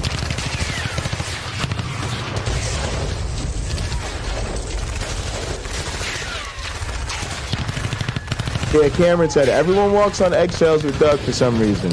Kind of sick of it, to be honest with you. I think it's disgusting. I feel like people were a lot braver if they actually spoke to. So look, he just lifting off cities, and they all voted for Biden.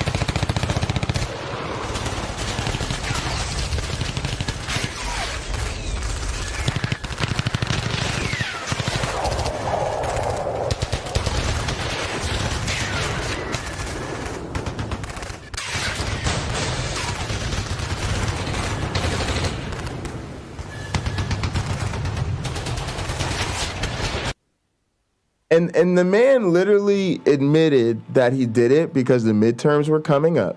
So he just got out of bed and went, you know what would be great is if I could just make this video today, triggering my friends on the left right before, the day before midterms.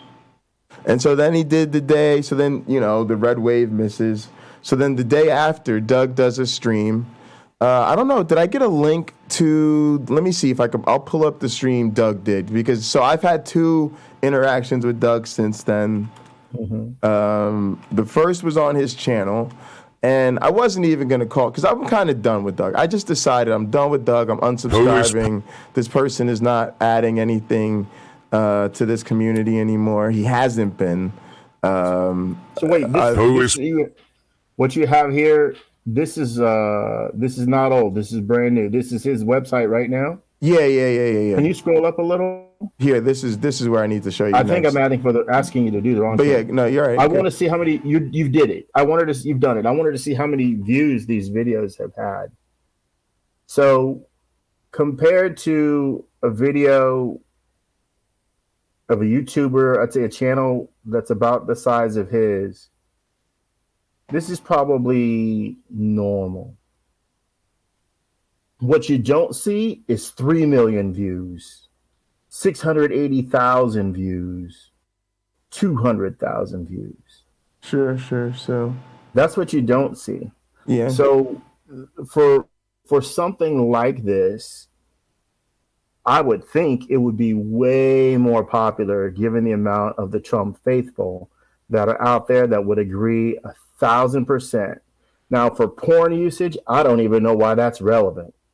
But let's see. I guess it could be relevant if you're making a point about the most religious states. Cult of Dusty has said this many times. Like those tend to be the ones with the highest usage of porn, the most religious. So I don't know what kind of porn they're watching, but I've not seen one with religious tones. Right. I'm probably missing out. But that's okay. I don't need to see that. So, but go ahead, Pocket Locker. Go ahead and make your point, please. So yeah, I think he's just. Yeah, I'm just looking at some of the points in the chat. Yeah, I just think he's way out there in Magaland. Oh, Cameron pulled up the link for us. Great. Sorry about that, Cameron. Let me pull it up. It's right here. But all right, so here, all right, so here's the one. That's the one, and then boom. But and thank you, GT Pong. Wait, did you know that 50% of? Hang on, so that's the one, and then Arian. Oh, let's poke and all right, so here we go. % of all the murders in the United States. You might be right, but did you know that 50% of all the murders in the United States are done by what demographic? What demographic? Yeah. in like 18 to 25-year-olds, or what type of demographic Skin color are you talking? Oh, minority. Yeah. And we know also that minorities of that skin color vote 90% Democrat. Which is apparently not true. Yes, minorities vote Democrat. So half of all murders are committed by African Americans, and 90% of African Americans. That's where your inference is wrong. I'm not making any inferences. Can you pause it? Can you pause it? Yeah, no, it's fine. I just wanted to play that because that was the part where we lost the guy. You're good. No wonder Doug sleeps in another room. Black woman, and she might pop a cap in his ass one day. Yeah, but seriously, that was sort of the clip, like, and that was the tipping point for me. A lot of first off, I think James is correct, which is, Doug is playing out of the alt-right playbook, and the special flavor of all of that, their secret sauce, is racism, and everybody knows this. And I think, I just was done with him because I knew what all that was. And the fact that he couldn't just keep his mouth shut or stay in his lane, the fact that he picked, hey, let me do this and throw these charged issues out there going into the midterm, I just was like, okay, I'm just done with this dude, because at this point I'm just following and supporting, a right-wing person. And I was going to just leave it at that. But then when he did this, when he had this interaction with this guy, because a number of people basically tried to tell him, like, no, he's wrong about this. And he ignores the feedback, right? And then he tries to pin people down into these positions. And this particular guy even worked in the prison system. And he's trying to tell him, you're wrong. You're not thinking about the type of people that are actually in the prison system. So, a number of people came at him from different angles trying to correct him. And then finally, Doug just pushes it to where he really wants this to go, which is, tell me what skin color they are. So I wasn't fond of that remark. Yeah, but it's where all that goes, right? It's where all of it goes. And I even said this: if he was on a more major broadcasting platform like a Fox News or something like that, he would never even get to take it that far, right? Like, even there, they have to be savvy and restrictive enough to, like, not push it that far. So they're going to give you the same dog whistle talking point about the Democrat-run cities and how they've got the crime rate out of control, and the murder rates of the top 10 cities are perfect examples of the Biden agenda, and right? So that's fine, but they're not going to even jump to, and it's all those, or rarely, right? Because even they know that's a bridge too far. And now, what bothered me with Doug, when I'm done with him, right, was I'm now at that same point with him, and I'm taking you back in time before this conversation, right? So before this conversation, I'm kind of like done, because I'm listening to him, and I'm realizing as I'm watching this earlier part of the stream leading up to this, okay, I just can't do this anymore with Doug, right? But my point is, at that point, he's still Fox News to me, where he's doing the silent dog whistle thing. Now with this conversation with this guy, oh my goodness, now he's just going to go mask off, let's talk about skin color. And so I jump on essentially to tell him, like, dude, like, I'm disappointed. Like, this is just too much. So I'm going to show you that conversation. Hold on 1 second, because I do want to see it. Yeah, you're good. I got to take a quick pause. I'll be right back. Oh, yeah. And if there's a little more of this you want to show me, I'm happy to see it. Yeah. Give me 1 second. And again, thanks to... Yeah, can you hear? If you can hear, I'll just play it. No, because I'm in a hotel room. I want to be respectful to my neighbors. Hold on. All right. So, I'll just hold off on this. Let me I appreciate the comments in the chat. That's what I really hate too, like the cowardice of the sort of hiding behind these thought experiments and, oh, I'm just stating the facts, and why can't we talk about the facts? Why is it not okay to quote unquote say certain things? And it's just the lowest kind of, like, ew. It's really off-putting to me, especially when there are such obvious examples where that's actually the conversation that people need to have. It's not that it's okay. It's not okay to say to the left that the vaccine can kill you. We're cool with that. We just know you take the vaccine anyway because COVID's way more likely to. The issue is, why can't you tell people on the right the truth, which is that they need to get vaccinated? You go try that and see what the response is, and then you come tell me who needs to be called out for they can't handle the facts, right? That's the part that it's like, bro, you so tough. Go tell it to the other side. Because according to even Doug, right, we're the soft lefties, and we're all soft and sensitive, and, you know, we're all warm and, you know, understanding and all of this caught up in our feels. And that's pretty much what he gets, right? He gets a soft landing for all of this stuff. But go apply the same, hey, I just want to trigger you guys to all your right-wing friends and see how well they take it. And then give me an assessment of who needs this poking and prodding more. This is because it's just all right. My one black friend is back, so I guess I want to show you. I guess you could look at another minute of this. Democratic areas, the murderers themselves are not the oversensitive type of people. Like most, well, you're saying they're Republicans from Democratic cities.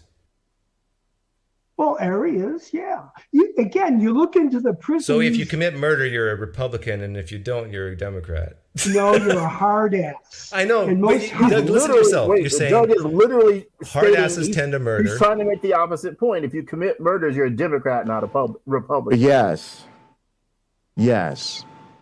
It's literally like he goes into this apologist mode where he's trying to be the last person standing, trying to just win the debate, score points in the argument, and in effect, literally throwing people under the bus. And it's just grossly insensitive. GT Punk has asked Jay, replay the clip for Derek, if you don't mind. I don't know, GT Punk, can you be more specific about which clip? And forgive me if you've already done it, because again, I had to step away for a moment. Yeah, so I think they're referring, number one, I was just playing you this clip, but then also we're going to play two clips of when I talked to him on his show, and then also the nitty thing. But yeah, this gentleman did make good points. And we basically were saying, Doug, first off, it's mostly Republican states. If you want to play this game, sure, it's blue cities, but it's also red states, so why don't we not even go there, right? And then he's saying, you also got to remember, just because you're talking about the way that the county voted, right? Here's another thing where Doug gets slippery on us, guys, right? When you really talk about these things, well, let's look at this murder rates video. Notice what he does here. Right? If you notice, he's actually showing you the counties, right? So he's not even the state. He's not even showing you the city. He's not showing you the state. A lot of these are red states, right? Tennessee, right? But he's also trying to show you, oh, it's Memphis a problem. But then when he shows you, he's not showing you how Memphis voted. He's showing you how Shelby County voted. Now, nobody even brought this up to him. But I'm just saying, it's another, hold up, bro, Ham. This is so easy, and you didn't even do this level of, like, you're so desperate for this misrepresentation that you're like, oh, let's just grab their counties. Like, this is sloppy, right? You get Milwaukee, Wisconsin. No, that's calculated. That's not sloppy. That's being calculated. Right? Then you get Fulton County, right? And Jefferson County, Marion County, Clark County, Hennepin County. Right. And so I'm just saying, to the same point of this gentleman, of this all just depends on what level you want to look at it. Right. Doug is arbitrarily choosing county. Why not choose the city themselves? Why not choose the state? I've been to, I think, probably most of the counties in that video. And they all seem like really wonderful places to me. I also wanted to. Oh, sorry. Go ahead. No. But that's basically it. I was just going to say I wanted to shout out Derek because Derek actually came through. Guys, our very first episode of Hot Program was about the Robert Price thing because it just so happened to be the timing. But we were both big Derek supporters then, now, and always. And thanks for mentioning that. Like, I feel kind of honored that Derek came through and said, yeah, it's unfortunate because I've been through that with Robert Price. But yeah, Derek, we still feel for you in that situation, bro. And actually happy to hear, things are on the mend because we're always rooting for people, the friendships of our friends, right? But yeah, this was a great sense of disappointment, not just for me, but almost on behalf of my community. And I feel like that's where Doug really let me down on this, was that even after I interacted with him, we continued to see him sort of undress me and make it about why I'm not right and, my emotional response is too emotional or whatever, not realizing, Doug, I'm trying to get through to you that you've stepped out. And he didn't realize I'm not speaking for myself. If it's reached the level of I got to call you, look you square in the face on your show and tell you I'm disappointed, at least had the decency to realize I'm probably speaking up on behalf of a number of people. And again, it's totally insensitive because we're in a community dominated by white boys. There's not a lot of people of color in the community to begin with. And even Cameron Bennett noted that after I called Doug, and let's go to that, after I called him and talked to him, it's like he went, he went straight to ridiculing me because he played the music, I guess, or whatever.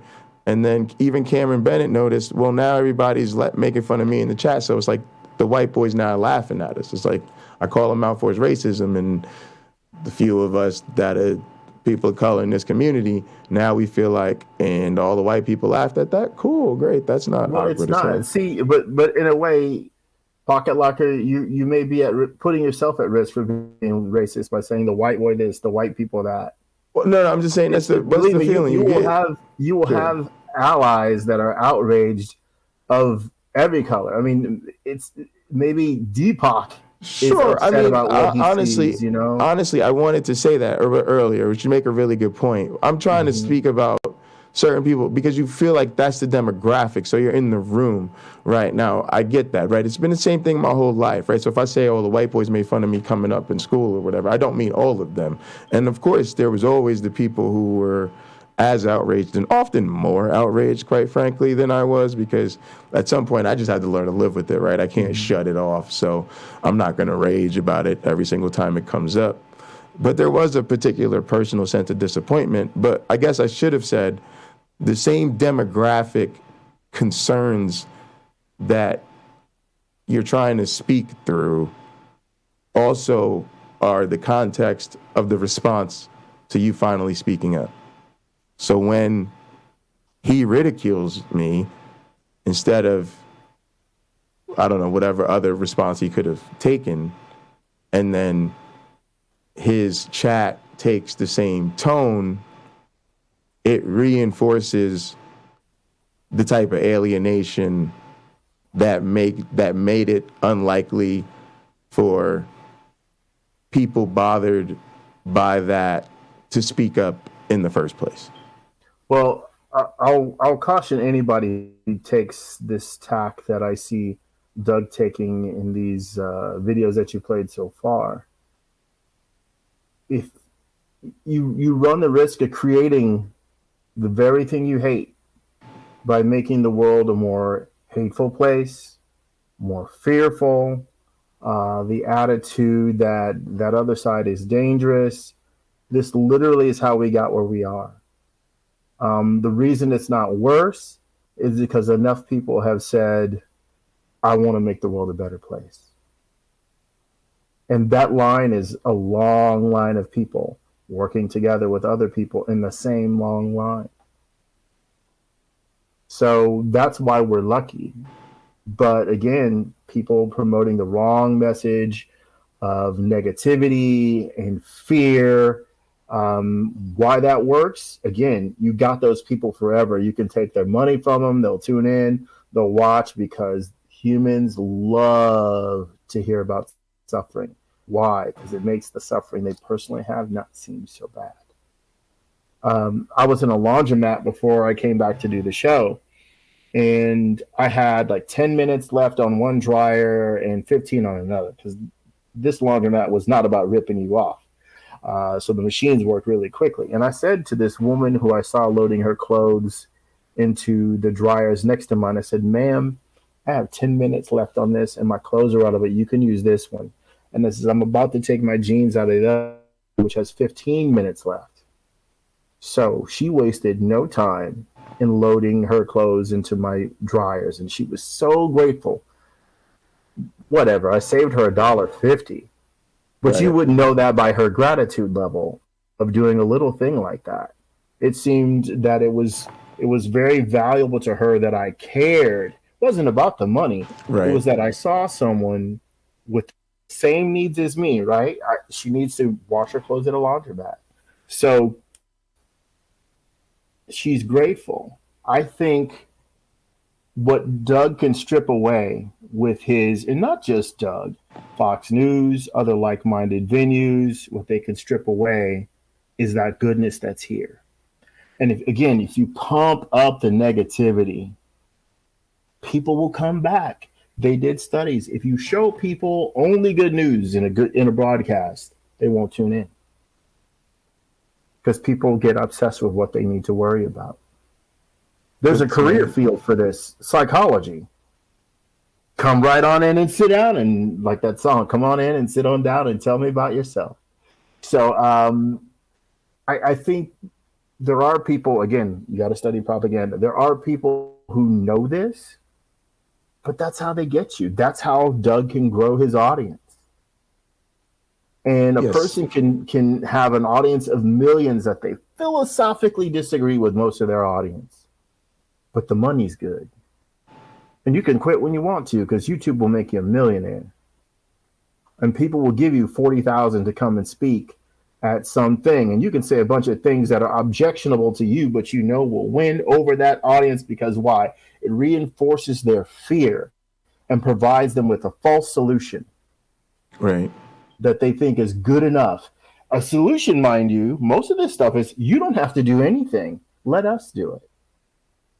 That's Trump, right? Right. That's Trump. That's right. If you want to know why that man is successful. Just like Christianity, you don't have to do anything. You just believe. Just believe in the cause. God is a spirit and should be worshipped in spirit. And in truth, here it is. In truth. Well, how do you manage the spirit part? Well, that just means like in prayer. That just means in prayer and meditation. Right. You know. That's how you want to petition God. You want to worship God. How do you do so? You do so in prayer. Yep. That's all that means. That's all that means. So I think, again, why religion and Trump are powerful. You present people with a solution that you never have to implement. You leave it up to other people.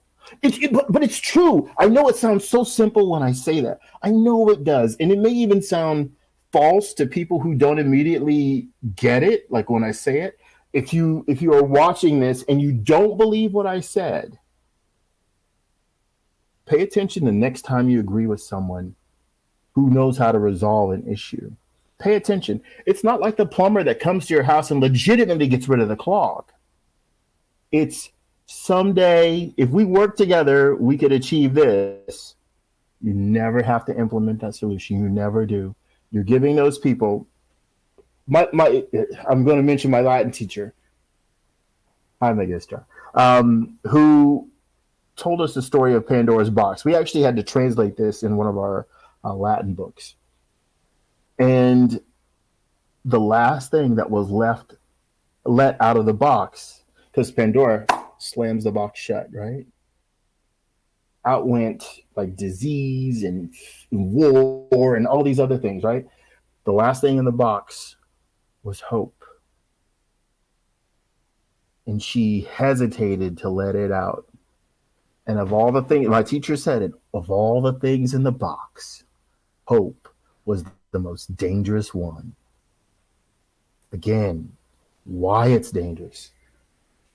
I don't even have to ever implement the solution that I said should work. Trump will have a healthcare plan in 2 weeks. There's entire videos. You can watch minute after minute after minute of him saying that. You don't have to do it. And if you ask a Trump supporter, what is that? What solution did you finally come up with? Right. They'll start talking. But they actually can't make a point unless they say, he never did come up with a replacement for Obamacare, or he did and they stopped him. Well, what were some of those details? And I think the key to all of us having a conversation with, say, a person of a religion, Doug, I think he's too smart for this, but I think he just wants to be entertained, quite honestly. He likes seeing other people frustrated. Which I have seen, and to some degree that can be entertaining until you feel sorry for that person. Then it's not entertaining anymore. It's like, okay, dude, just do something else. Do something else. I forgot where I was going with that, but I think that's Punk said he wants to harm others for his entertainment. So let me I guess I'll play some more. All right. So you can see my screen. Here's my conversation with him. Prod at the left, but you're overlooking the fact that poking and prodding at people like that. Right. Hang on. All right, here we go. Oh goodness, I gotta click on the. Let me here. I'll find it. It's right here. I thought I could go back to that clip. When you do that, it doesn't go back to the beginning. It doesn't go back to the timestamp. It goes back to the beginning of the stream. What are the factors that cause people to murder? What percentage of those factors relate to political belief? That's a good question. That is a good question. I would assume it almost never relates to political beliefs unless you're talking about a war. Room's open. Yeah, unless it's a politically motivated crime. You got to escalate. Hey. What's up, Doug? Not too much.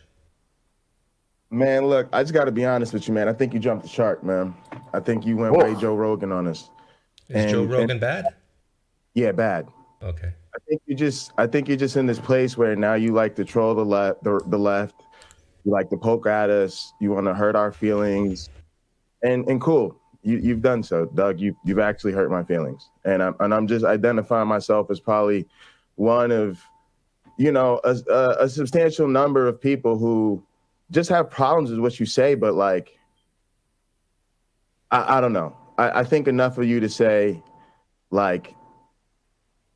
you inspire me a lot in this counter-apologetics thing. You really helped a lot of us, see through Christianity. But now it's like watching you is difficult. I can't even watch, because I'm just watching somebody who enjoys saying things that hurt people like me at a time we can't afford. May I ask what I said that hurt you? Doug, it's everything. Let's tell trans people they're not trans. Let's do a thought experiment. What if you had to go? I didn't talk about trans today, but not today. Let's go through let's have a thought experiment of, if you had to pass a government test to have reproduction. Let's talk about how most Democrats. Yeah, but this is the trend, Doug. Is there anything I said today that you? Yeah, this whole thing. You want just come out and say it. Most murders are committed in Democratic cities by who? Black people, right? Because that's where you're going before. I said that. Yeah, 50, not most. It's 50%. What's the point of talking about that right now? It's 50%. Why? Why do you want to talk about that in the middle of a midterm when with all the issues that are going on in this country? Why do you pick now to midterms are over? Look, I just I don't get you, Doug. And all I wanted to say is you hurt me. I'm not here to debate you. I'm not here to. You're cool. It's your show. I'm sure you have your facts straight. I'm sure you feel. Are you saying that some truth shouldn't be spoken? No, that's not what I'm saying at all. I'm saying some truths are shallow. I think if you're going to really bring up these things and be such a critical thinker, then do some critical thinking. I think what you're doing is you're picking easy stances that are contrarian. oh, let's poke and prod at the left, but you're overlooking the fact that poking and prodding at people like that right now is what is being weaponized in our society. And it's just dangerous, Doug, and I'm disappointed in you. I'm not here to debate you.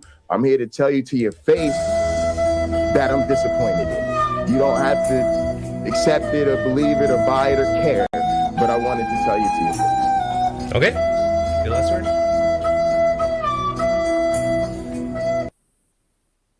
Pause it. Stop the tape. Stop the tape. That's Uncle Bobby's thing. I didn't come up with it. That's his. I'm only repeating it. So I want to just I want to applaud you. That's a good thing to confront him on.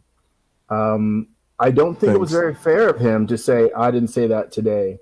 Of course. It's if life were only about today, that'd be pretty impressive, but it's not. By the way, is my video laggy? It seems like it's laggy. I'm not sure. Talk. Okay, as I see myself, I'm laggy. Yeah, it's like not 60 frame. I don't know. We'll check it out. But yeah, you look good. You look actually sharp, so it's fine. Yeah. Okay.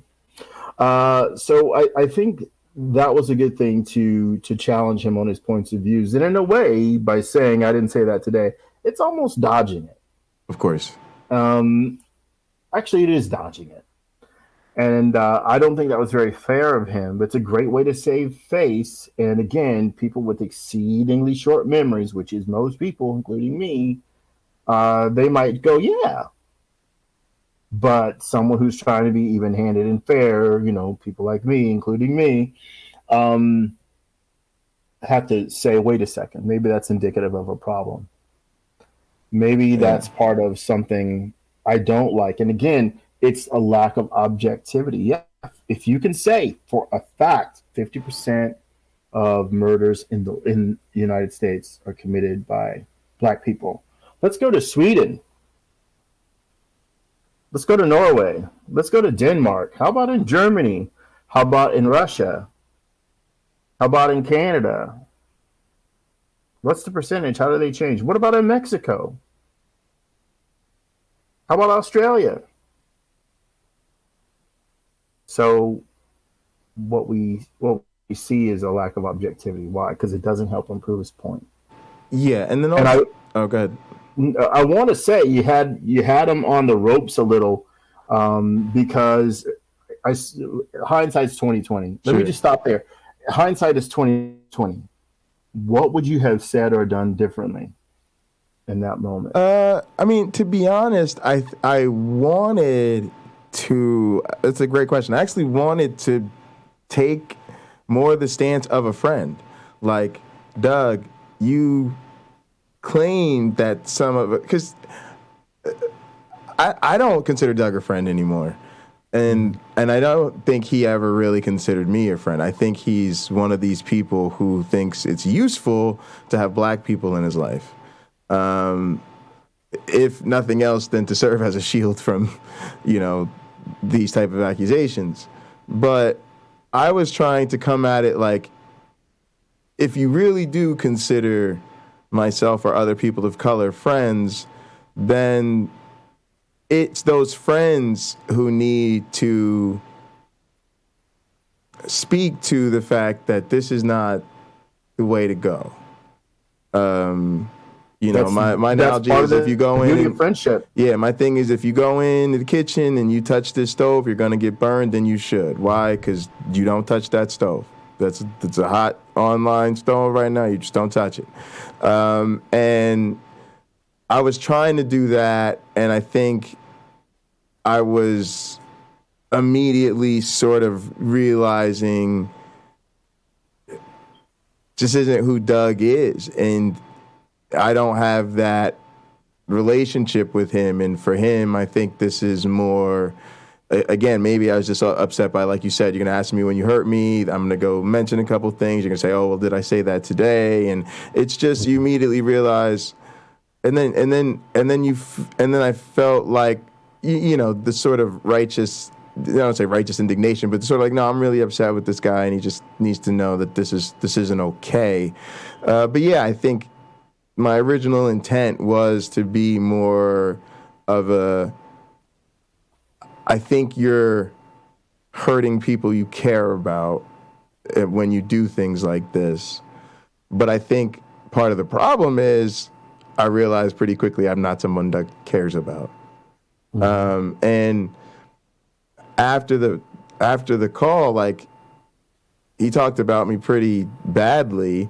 Yeah, you know, basically just saying I'll never be effective or able to make a difference or communicate effectively if I'm just going to get that upset and be that emotional, which one is, again, I hate when people do that because it totally overlooks the fact that their behavior is the reason people are upset. And number two, it's just not true. Not even of that. Like, pretty much there was a lot of discussion around that, and then a lot of the comments, not just then but after, were about the fact that people thought I got through pretty loud and clear. So I just don't even think it's true. But go ahead. We are discussing the behavior of a man who frequently says during one of his broadcasts that he's dead inside. Oh, PineCreek's here. You can call it. You can. But hold on. Go ahead. Maybe that's not a joke. Maybe it's something he repeats because he's heard it from someone he loves. Maybe it hurts him to say that because maybe it's true. And if it is true, the best way to feel alive is to feel joy. The second best way is pain. And maybe he can't bear the weight of his own pain. So what's the next best thing to do to that? So 1, feel your own joy. 2, pain. Then there's make someone else happy. And then this doesn't make somebody else miserable. It is. And then it's make someone else hurt. Yeah. Yeah. And then what? Misery loves company. They have joined you in your dissatisfaction. Why not choose one of the higher ways of conducting yourself? Why not? So Doug said, we all on the spectrum of emotion. I lean far one direction, but no pain in my life. And again, I just think he's always missing the point because it's always about Doug. And instead of Doug realizing, honestly, I don't care about Doug. Same way, because I recognize that Doug doesn't give a shit about anybody. And he definitely doesn't give a shit about me. So cool, 2 can play that game. Here's the difference. This isn't about our feelings about each other. Doug lives in this world where it's all about Doug. If Doug isn't convinced, then it's not worthwhile. If Doug doesn't think you're logical, then you're not logical. If Doug thinks you're too emotional, then you're too emotional. Instead of Doug, nobody cares what Doug thinks. There are certain things that are what they are. Yeah. When you play out of the racist playbook, it is what it is. Every time you get to go into every time you get to quarterback the play, you go into the huddle. You can draw up any play in the frickin' world.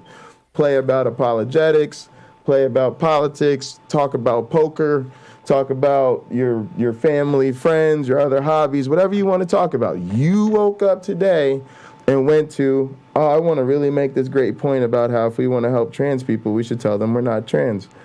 I got to make this great point today about how wouldn't it solve a lot of these problems with the social systems if like only people who just qualify, just kind of had it all together, if they were the only people allowed to have families, wouldn't that just solve a lot of problems? Hey guys, I got a great idea. What if we could just talk? Let's just talk about how I'm just saying. If you look at all the murderers, they just so happen to be committed by brown people in Democratic counties. Okay, bro, if that's your playbook, cool, that's who you are. That's your go-to play. Like, I run the let's protect marginalized populations play, right? And you run the let's poke at the bear for funsies play. And nobody cares what you think.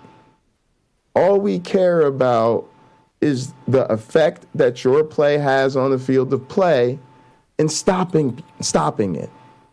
That's how this game goes. If that's what you want to do, that's the play you want to run, cool. We're going to play defense to that play. And if you don't care, we don't care either. But this whole business about we're too emotional, quite frankly, go fuck yourself. Because emotion is what it means to be a human. And it's a little bit ironic that people in these positions of privilege, because let's call it what it is. The cologne that Doug sprays on every morning is what that of white privilege. Oh man, I got that. I'm feeling good today. I got that. I don't have to care about nobody because I'm financially and emotionally secure, and I don't give a crap about nothing. I got that privilege, and I'm the privilege down. I would argue that if Doug were some other ethnicity, he'd be the same. Maybe. But the difference is the impact wouldn't be the same. He might have the same personality. That's interesting. He might, right? Because I'm not. Everybody can spray on the privilege, but only so many people can afford. Right? It's about how much of it can you afford to put on. And again, what effect does it have on others? So for me, it was just like somebody tried to put it on Nitty's show quite well, which is Nitty. Yeah, Nidamos. He's one of our mods and friends. Yeah, Nidamos. Okay. So Doug went on there. I was going to show you that clip. Please do. All right, matter of fact, let me show you that clip just because I got to pee again. I got that caffeine going. You can start the clip if you're familiar with it. That's what we're going to do. That's when you take your lead. That's what we're going to do. You already know the game plan. You already know what the production crew is finna do. But Doug, let me know if you want to call in. It's water, Cameron. It isn't always water, but it is this time. All right, so now y'all got me combing through Nitty's stream. Nitty said the last 40 minutes were the worst of his life, so let's see, that should be... Really? Yeah. Oh, yeah. What is 1350 beyond, GT Punk? What does that mean? It's like a racist dog whistle thing that apparently Doug was referencing or started referencing. All right, there is a part where I called it. I guess I wasn't dressed when I called. So that's the thing. So up here. Yeah. There we go. Hey, Jay. There's the band. You still upset with me, Jay? Yeah, honestly, I probably really don't even think I'll ever want to talk to you again. But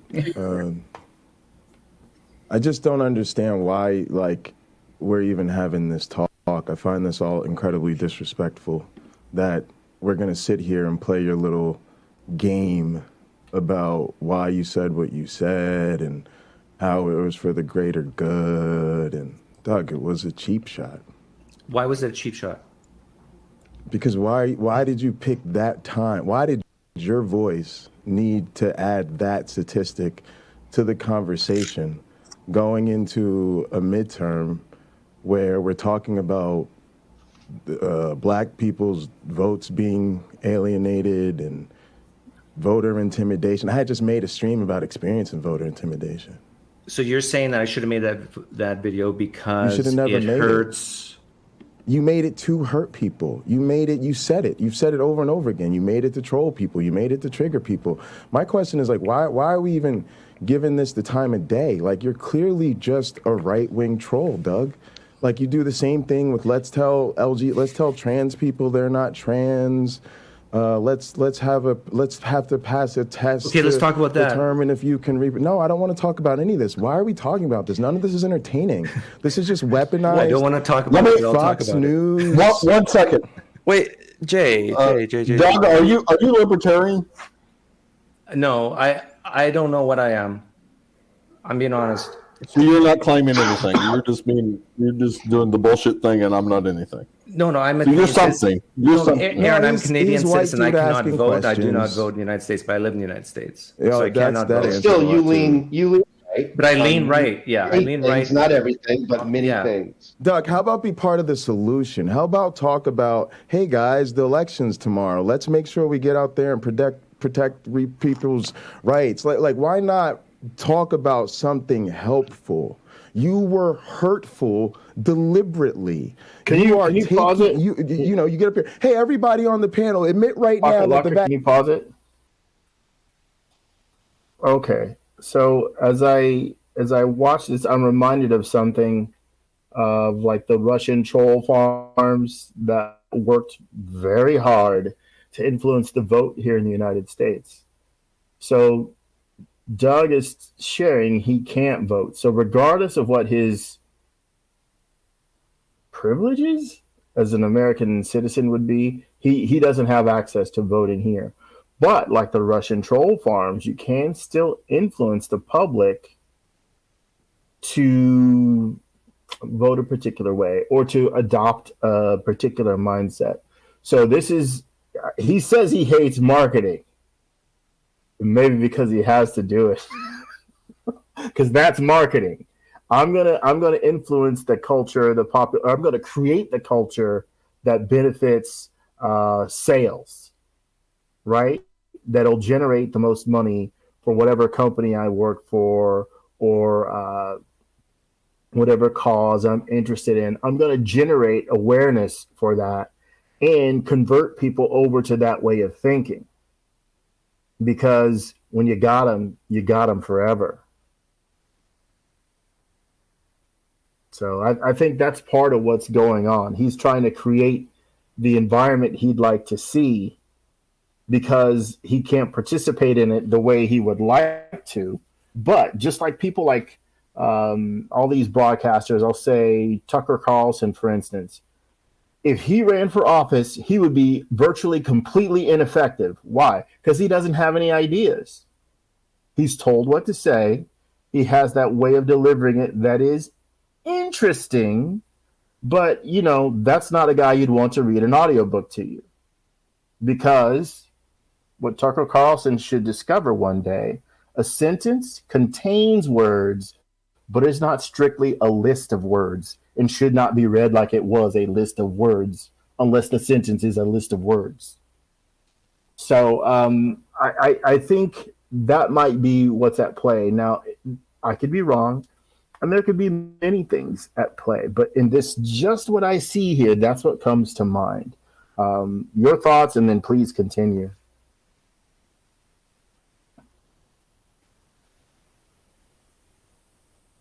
So Doug wants to always play the game that just proves his low emotional intelligence, where he just wants to make this always about people shouldn't have their reactions to him because he's just stating the facts. And as long as he's just stating the facts, then nobody's disagreeing with what he's actually saying.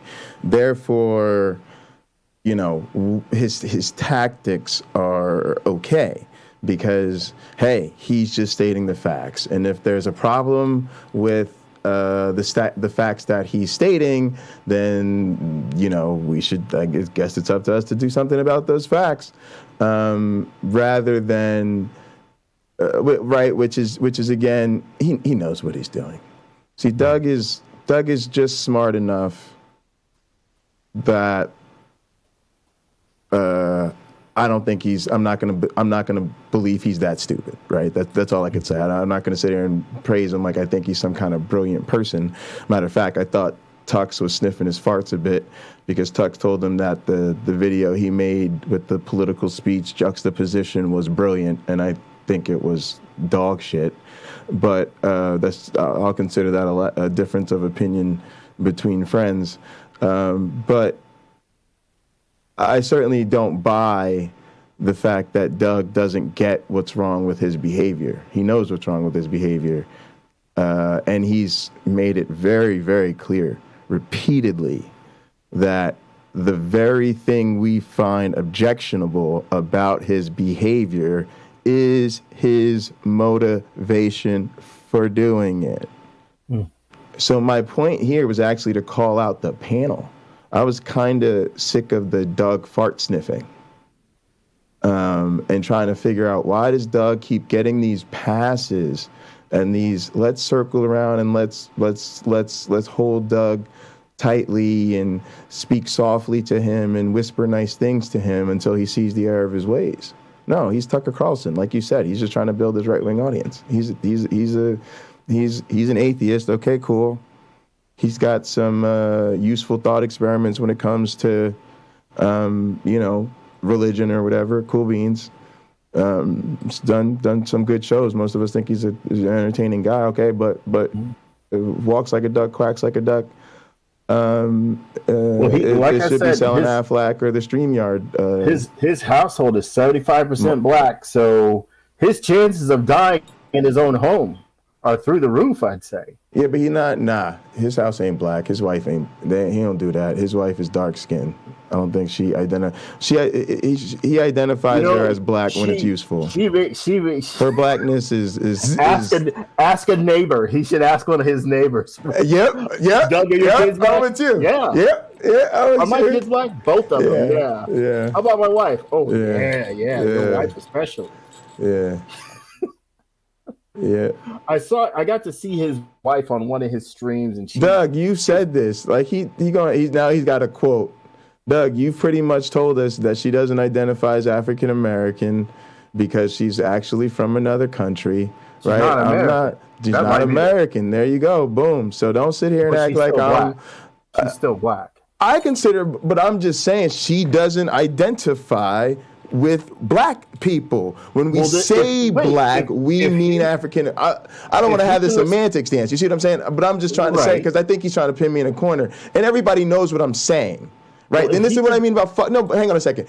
Sure. Hang on a second. I think I even want to take you off the screen real quick because because I just don't want you to get the heat when I don't want to deal with him. Let me just do this. I got a better idea. Hang on. You stay here where you're on the screen, and then I just change cameras. You can put whatever video you want on the screen. I think that's more important for people. Doug, seriously, go fuck yourself. This is what I mean about your dumbass fucking semantic games. You're the one who gets on your fucking channel and talks about how your fucking wife doesn't really identify as black and African American because she's from another country. You've talked about basically how both of you look down on fucking African American culture and shit. So don't sit here and act like I'm putting words in your mouth or saying something that's anything other than a perfectly accurate representation of shit you said on your own goddamn channel. So if you want to play the semantic game, then let's play the semantic game. Yeah, you married a dark-skinned woman, but she doesn't identify as African American. And you made it very clear. Now stop bullshitting. Go somewhere else. Go watch somebody you like. We started this show, the first fucking 5 episodes, all we did was talk about how this show was basically PineCreek fan fiction. And where were you? Nowhere to be found. I came on your show time after time after time, and you fucking chastised me for mentioning my channel. You came up with this fucking flying man thought experiment. We, as a supportive community of PineCreek fans, rally around it. It was my idea to start the cult to the flying man. And I could have picked anything, Doug. The flying spaghetti monster, Satanism, Raelians, the cult of the Jewish space laser, or the cult of J. Bundy even. I did none of that to honor the fact that doing something based on PineCreek's show would represent our community and the fact that we all rallied around as your fans. But you don't give a fuck when you say shit that's hurtful to us. And we've been out here month after month. I stream every fucking day. Normally 5 to 10 hours a day. And you have never been here once. Until we were talking about your favorite subject, the only thing you care about, you.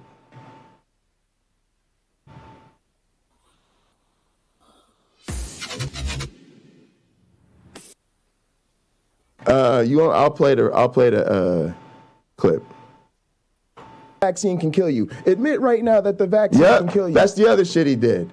Literally had a panel and said, "Oh, why is it so unsafe to say bad things about the vaccine?" And then he forced everyone on his panel at the time to admit that the vaccine can kill you.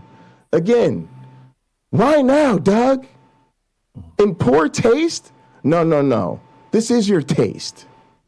Doug, you're pathetic. Like, you've literally jumped the shark. Like, I honestly don't even understand why I don't care. I don't want to hear your crap about, oh, Jay, you're emotional. Yeah, people are emotional, Doug. This isn't a game.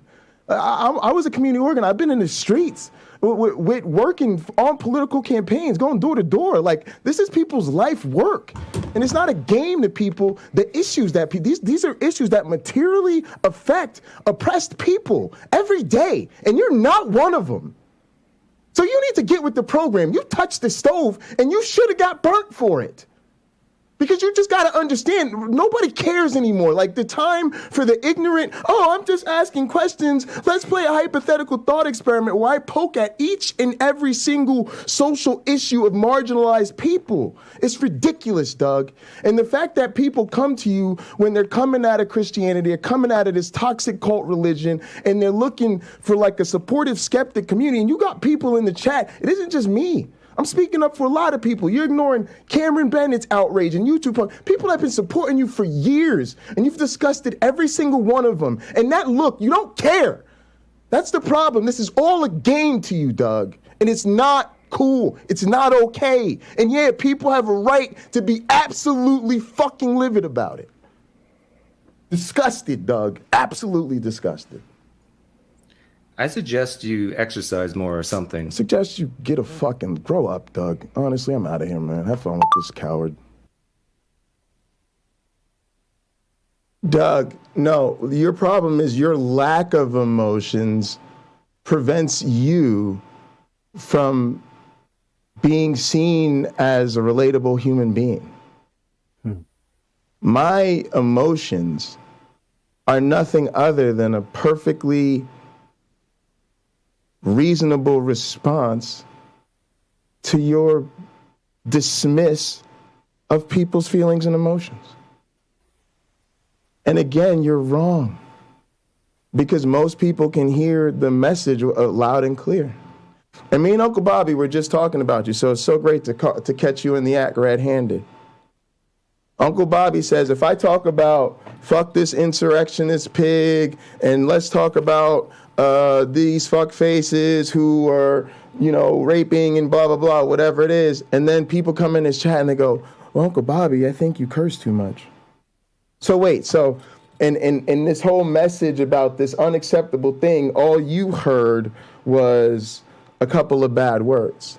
And so this is PineCreek's thing over and over again. This is why he's a troll. Instead of hearing the message that everybody hears, Doug goes, nobody can hear the message because you're too emotional. Boom. One, you're wrong. Like always, you're wrong. Again, Doug just always has the privilege to just whatever he asserts as the reality is reality, even when, Doug, again, look at the panel in front of you. The only person on the panel who didn't think I was effective in my communication was you. Look at the live chat. Look at the comments of this video. Look at the comments of your video. Look at the comments of Nitty videos. Look at the live chat from Nitty's video. Everybody thought I communicated perfectly well. You're ignoring the clear and obvious evidence that you're wrong. And on top of that, you're revealing what a fucking lowlife you are, because you're being called out for very seriously problematic behavior by a black man. And instead of coming correct, realizing you got some shit to work on, all you're doing is saying, hey, you might want to watch your tone if you want people like me to listen to you, which is, again, the play of the uber privileged white boy. Now, I'm not gonna say you said it because of that. It just so happens to be your play every single fucking time. Okay. Yeah, Doug, that's the visuals, Doug. That's what everybody fucking sees.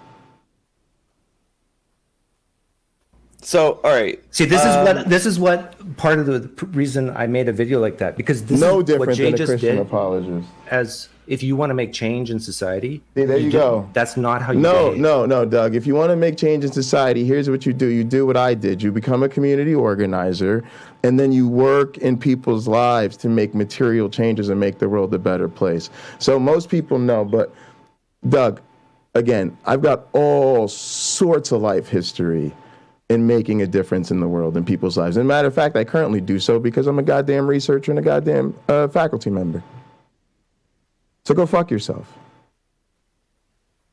Part of what I also did is I'm very trained in race relations. So as part of the race relations project, I studied under sociologists. My dog is named after Sam Richards. It's part of the race relations process. So I did have conversations about people's racial insensitivities and the ways they use political talk to weaponize shit. I just used to do this, Doug. It used to be my job, was to facilitate conversations about subjects just like this, and I was very good at it.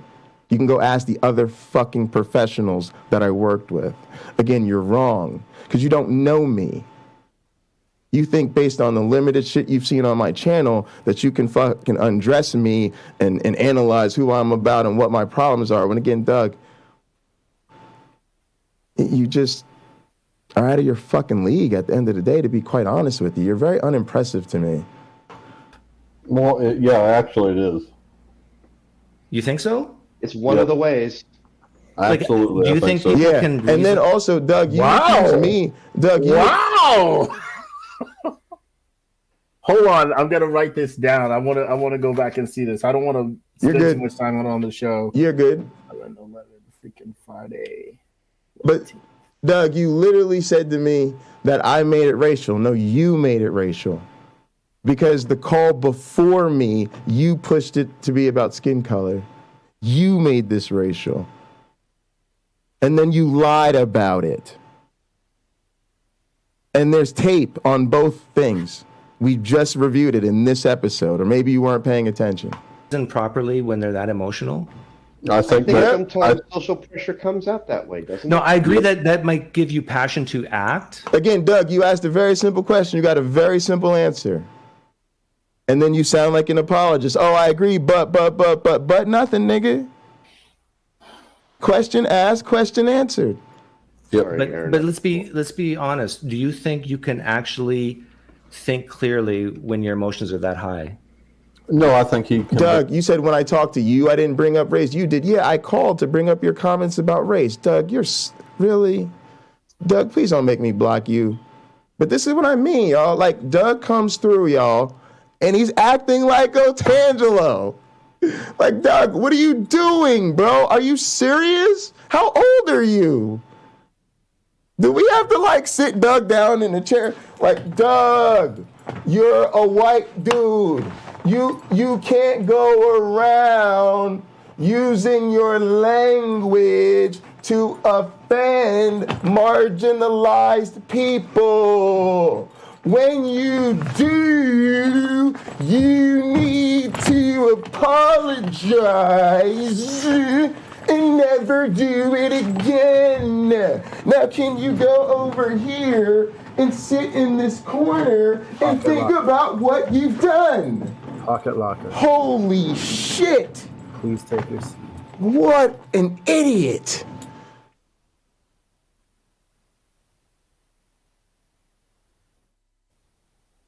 And I'm taking my meds. I'm bipolar. Everybody knows this. I'm taking my meds. Everybody knows this. Go fuck yourself for that one too, Doug. Go ahead. Okay. Sorry, I'm way more entertaining than you'll ever be. Get over it. So here, go back a little bit in this video, say to just the 3-minute mark, if you would please, and let it play. Even I'll hold my. What, you mean 3 hour or 3 minute? Oh, sorry. No, not 3 minutes. Forgive me. Thank you for the correction. I think I'm asking you to go back much too far. So if you can go back to like 3 minutes, 3 hours, 11 minutes. It depends on, so to speak. Yeah. I want to see their reaction to you leaving. So whatever their reaction is to you leaving. Grow up, Doug. Honestly, I'm out of here, man. Have fun with this coward. Okay. Yeah. So, all right. See, this is what part of the reason I made a video like that, because this is what Jay just did. As if you want to make change in society, that's not how you behave. Well, yeah, actually, it is. You think so? It's one of the ways. Absolutely. Do you think people can reason properly when they're that emotional? I think that sometimes social pressure comes out that way, doesn't it? No, I agree that might give you passion to act. Yep. But let's be honest. Do you think you can actually think clearly when your emotions are that high?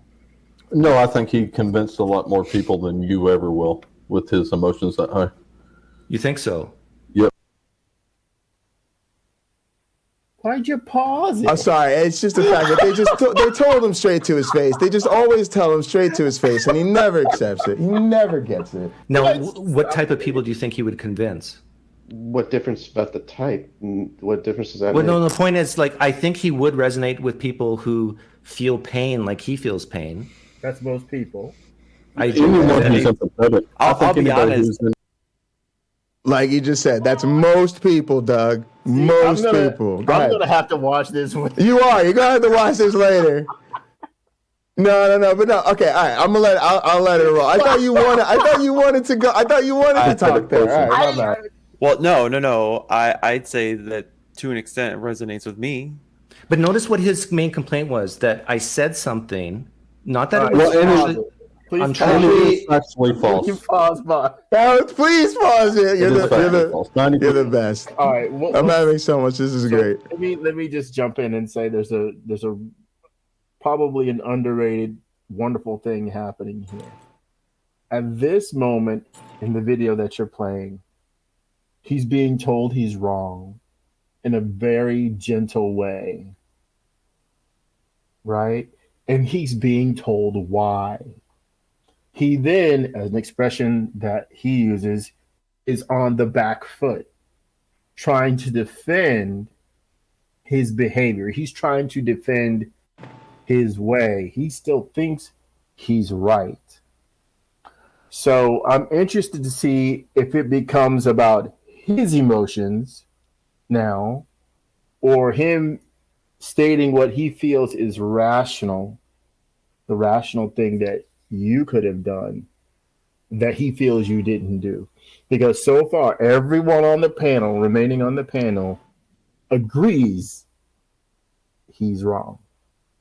They disagree and acknowledge that, no, being emotional is an excellent way of getting people to understand you. I'm going to share with our audience why that is. It's because we all are. Nearly all of us are. And often we don't have someone listening to us when we're basically stating, this is how I really feel. This is what really needs to change. We say that in our cars. We say that when you're watching the news, and maybe nobody but your pets hear you say it. Maybe nobody. I mean, it's tough to realize how many people see it as clearly as you do. Excuse me. So I think that's a point that he isn't he isn't catching. I think he can understand it. I'm pretty sure he can. He's a sharp guy, but I think maybe at this point it's kind of hard for him to look bad. And I think you succeeded. I don't know that it was intentional. You have succeeded in making him look bad in front of people he wants to be respected by. So go ahead and play the rest, please. All right, hang on. So I want to say something in response to that. I am starting to think that is not even the issue here. The issue is that some people, and I think I'm actually trying to be fair to Doug when I say this. Okay. Some people don't care. And what I'm trying to understand, and I think it's clear that I don't agree with Doug about this thing, and I really do think he's doing something that ought to be interfered with. Let's put it that way. But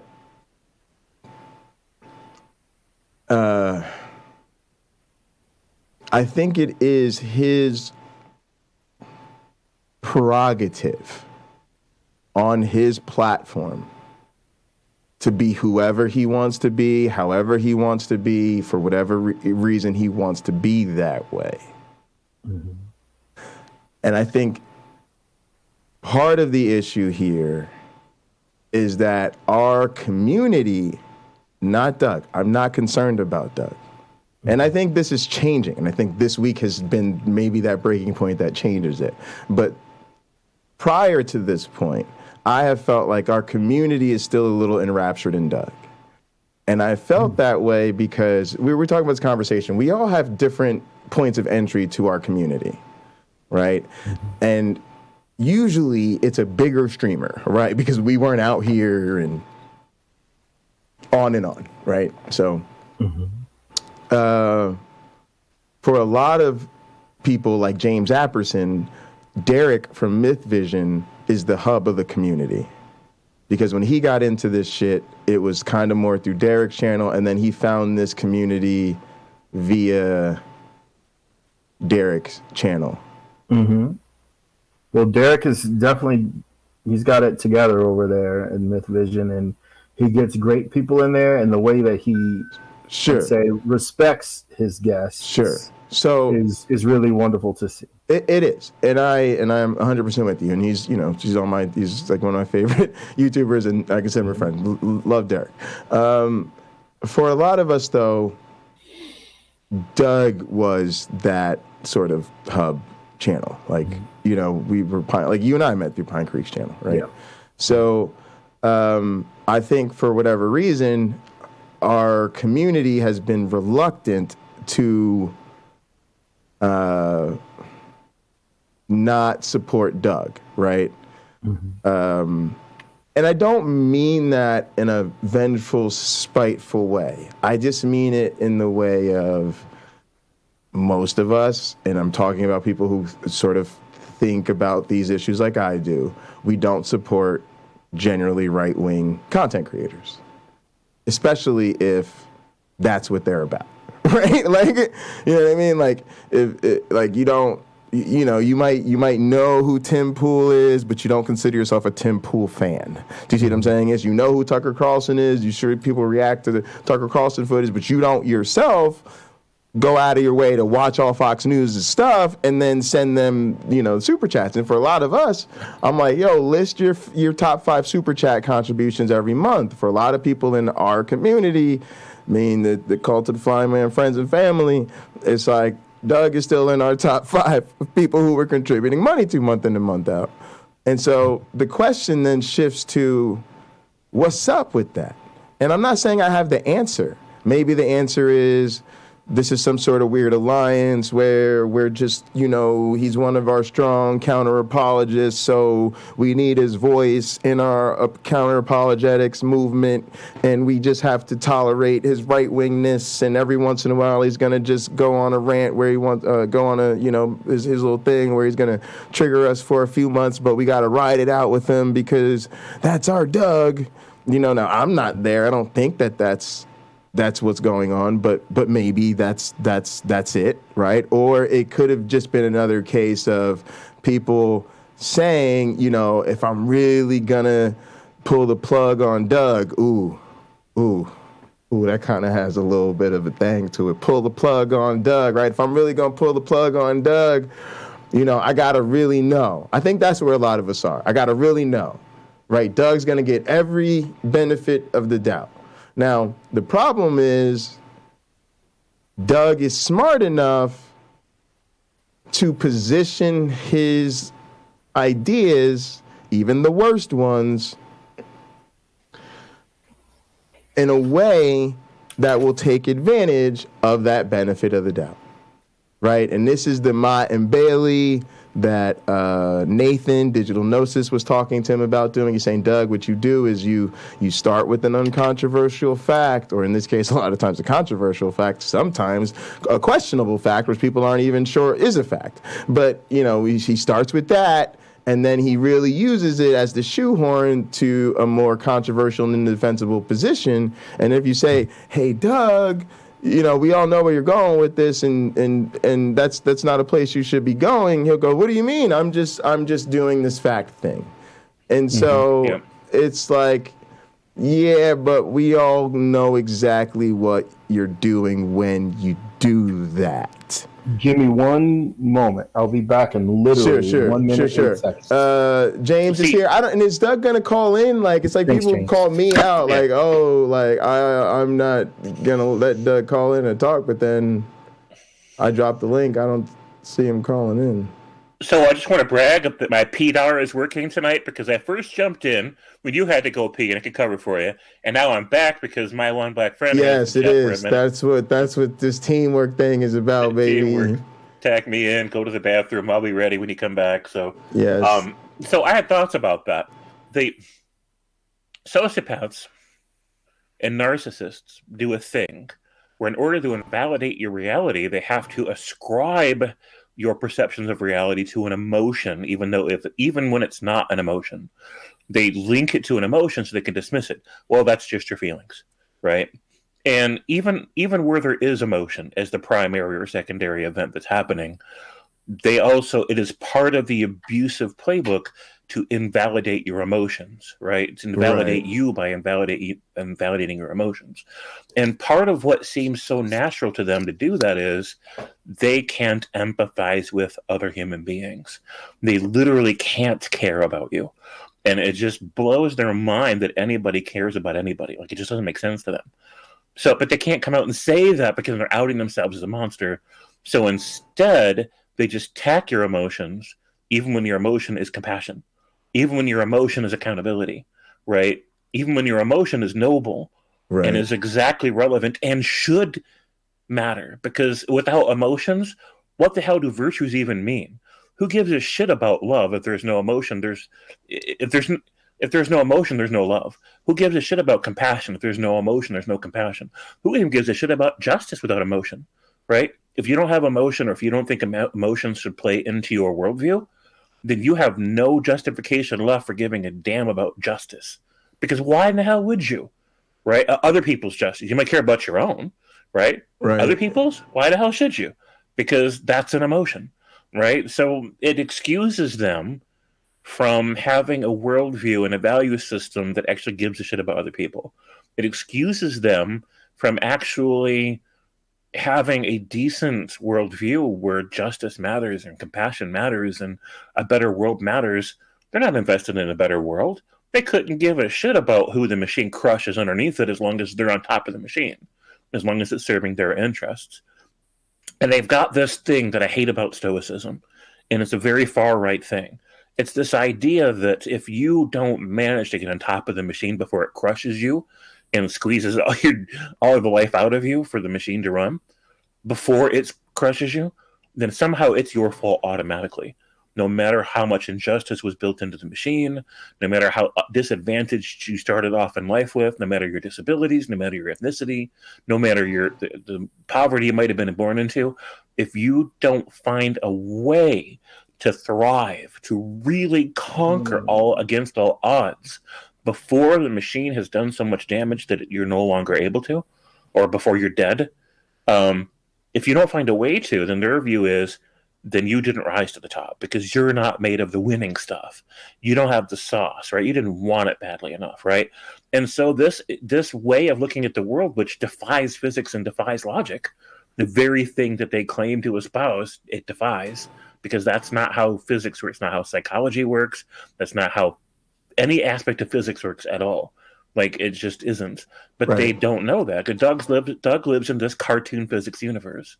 So while pushing forward from that position, he doesn't give a shit about people, and he holds to this super conservative stoicism that just says if you suffer and are not thriving in the face of all this adversity that his machine is causing you, then it's your own fault, because it was champions here that see the machine as a motivation to do better, right? They say, oh, look, impossible odds, I'm going to beat them, and then they do, right? They don't say, oh, social injustice, or, oh, I got beaten within an inch of my life the whole time I was growing up and starved. Oh, horrible diseases that are debilitating. poverty or ignorance or whatever else, you don't get to say anything. Even if somebody kidnapped you off the street and locked you in a cage for 20 years, a winner would have found a way out of the cage. A winner would have found a way to become everything they need to be while they're in the cage. A winner would have, right? And so that excuses them from having any empathy. All right, James, come with me. We need to go to the cafe. My one black friend, you should have the link to the Flying Man Cafe. Do you have that link? Should have been an email I sent you with the other links. If not, you can actually just use the one in the chat. I'll use the one in the chat. I didn't block your account. I just timed it out. I gave it a 5-minute timeout. Where's the one in the chat? I know I sound 600 years old every time I get. No, you're good. Where's that? You should let me. What's the easiest way for me to grab that link? Let me grab it. If you go to app.gathertown without any extension, it'll bring you to the face of it where you get to choose which map you load into. Yeah, exactly. But I'll go ahead. I do have the link here. Gather.town. But I don't know. Has he been in? But James, has he been in the? Well, if he hasn't, then he might not have permission. Yeah, exactly. I'm gonna get him the. Okay, I see it. Thank you for the instruction. Yeah, but do you see the cafe? Can you get in the cafe? Is that one of the options? Well, I don't know if I can get in it, but as long as you have the as an option, you'll be able to get in. There's no password. I last visited 14 days ago. Oh yeah, okay, yeah. So I guess we did that. See you guys at the cafe. All right, yeah, let's go over there. Whoop. Whoop.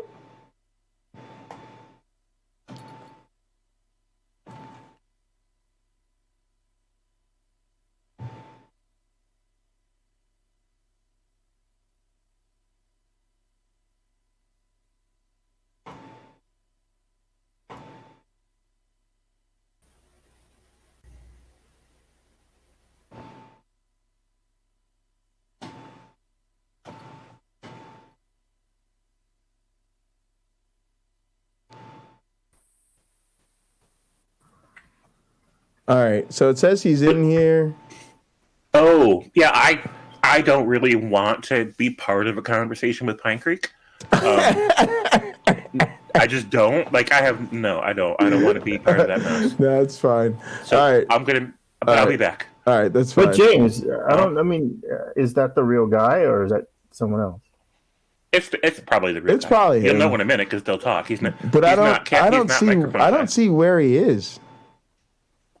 He says he's in here, but I don't. He's next to GT Punk at the bottom of the screen. Oh, all right. So, I see.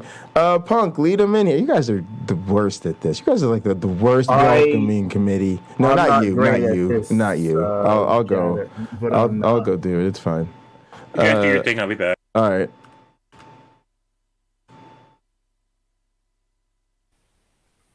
Though I am tempted.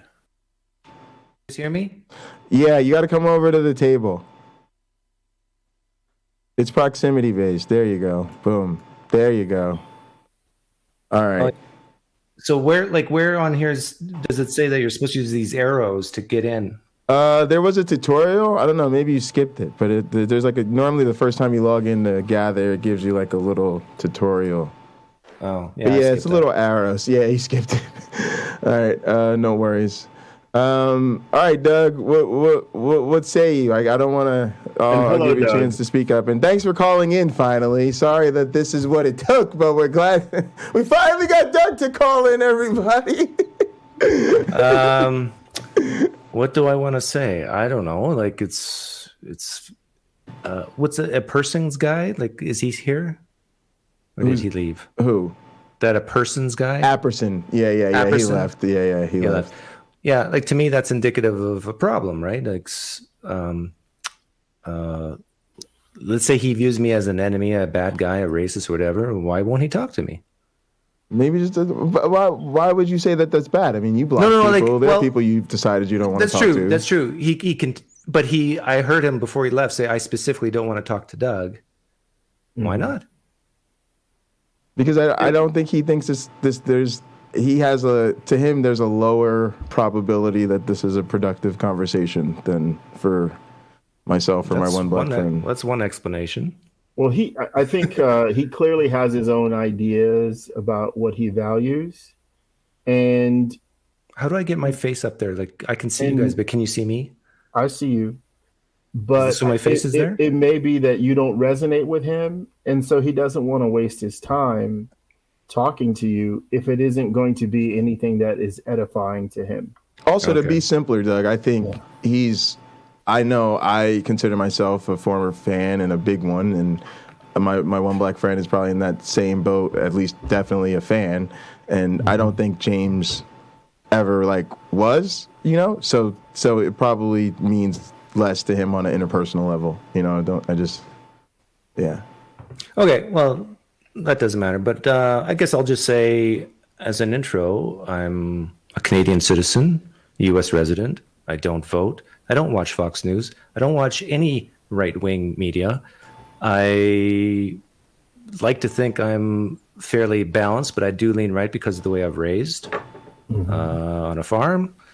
What else? I made those videos purposely to get the reaction I'm seeing today.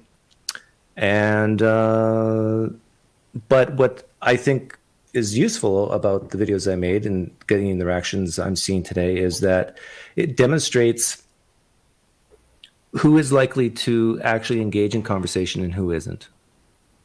So I know some people might think I'm a terrible racist, but look, I'm talking, whereas a guy like a person, whatever his name was, left.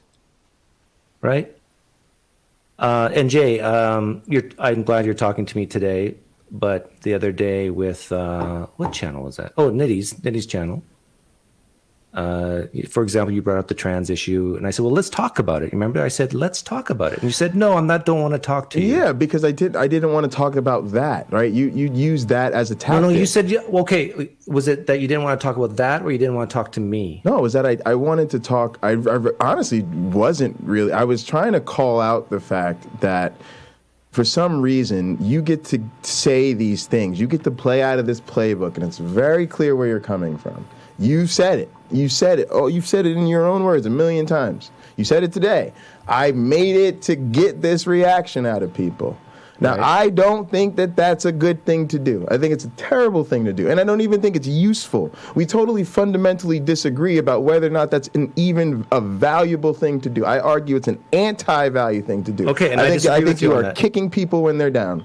And Jay, I got it. Fine, you might disagree, but my point was, what I didn't like is the fact that Tux and Nitty and the panel that you were on were basically trying to communicate this to you, and I give them credit for that. I give them credit for communicate what? But they were kind of trying to tell you that, Doug, I think we understand why, people had that reaction, and I think they were trying to, as best that they could, communicate to you what the problem was. I totally understand why people have that reaction. So. Right. So then I think that the issue that I was kind of frustrated with is why are we even, and I guess I'm guilty of doing the same thing right now, why are we giving you the time of day? Because for the most part, when we interact with right-wing apologists, it's sort of can we get through? It's like, can we get through this person or not? Right? That whole phraseology, can we get through to this person or not? Sure, there's going to be things in my life that someone might need to get through to me, but maybe there's things in your life that someone will need to get through to you. This is why, partly for the reason why I did what I did, because it forces people to talk about uncomfortable things, to sit down and have conversations. And my point was, and it has been, if I do say myself, brilliantly demonstrated. Don't think so. Totally disagree. That when someone is emotional, it leads them to walk away and leave the conversation. We've seen that. I saw that with you, and I saw that with this person's guy, whatever. And so I think all three of us are agreed we don't want that. Are we agreed? Not necessarily. No, not really. Because to be honest with you, some of the stuff. I'll be happy to comment on this. I do feel what is lacking in our society is people being civil with each other and continuing the conversation with the goal of understanding the other side. I think that is the greater thing to do. Let me understand this person. and not focus so much on them understanding me, unless I'm miscommunicating my message. So, Doug, I think you have a responsibility, and maybe you didn't understand it this way. Maybe you did. You can tell me. When you made the point in one of your videos from Thursday, I believe it was, that 50% of the people committing the murders in those cities were Black people, did you happen to comment on who the other 50% were? I didn't watch the whole video. I don't know. Maybe you did. No, he never mentions any other. No, I'm just going to call it what it is. I'm going to let him answer, but I need him to understand this. Doug, you never call out any other demographic color-wise, ever. That's untrue. No, so PineCreek, I want to hear your thoughts. I understand Jay To answer your questions, the answer is no. Okay. And why wouldn't, did you think that was important, or no, it's not important? Because in the context of the conversation, we were talking about where the murders are committed and who they vote for. Right, but you showed the county. Pocket Locker brought this up in our broadcast. Yes, I already know your question. I already know your question. Go ahead. Yeah, your question is, why did you say city and then show counties? Because when you look at the percent who voted for Trump or Biden, you cannot get city data. You can only get county data. Now, so yes, there's a problem there. However, when I looked at it, maybe just admit the data is Wait, there. Pocket Locker, please. I'm trying to hear him, please. And so, but the majority of the population within each of those counties is indeed the city. So it's a good representation of the city when you use the county data. Does that make sense? Okay, so that's fine. But the other 50%, Doug, who do you think makes up that group of people? White people. Okay. So if you wanted to make your point the best possible way, wouldn't it be to include who the other 50% is? Because if you don't, to a certain number of people who have their brain turned on, you appear to be skewing the data. What was the very first part? I missed the very first part of your sentence when you first started to speak right just now. If you wanted to, what? Or something like that?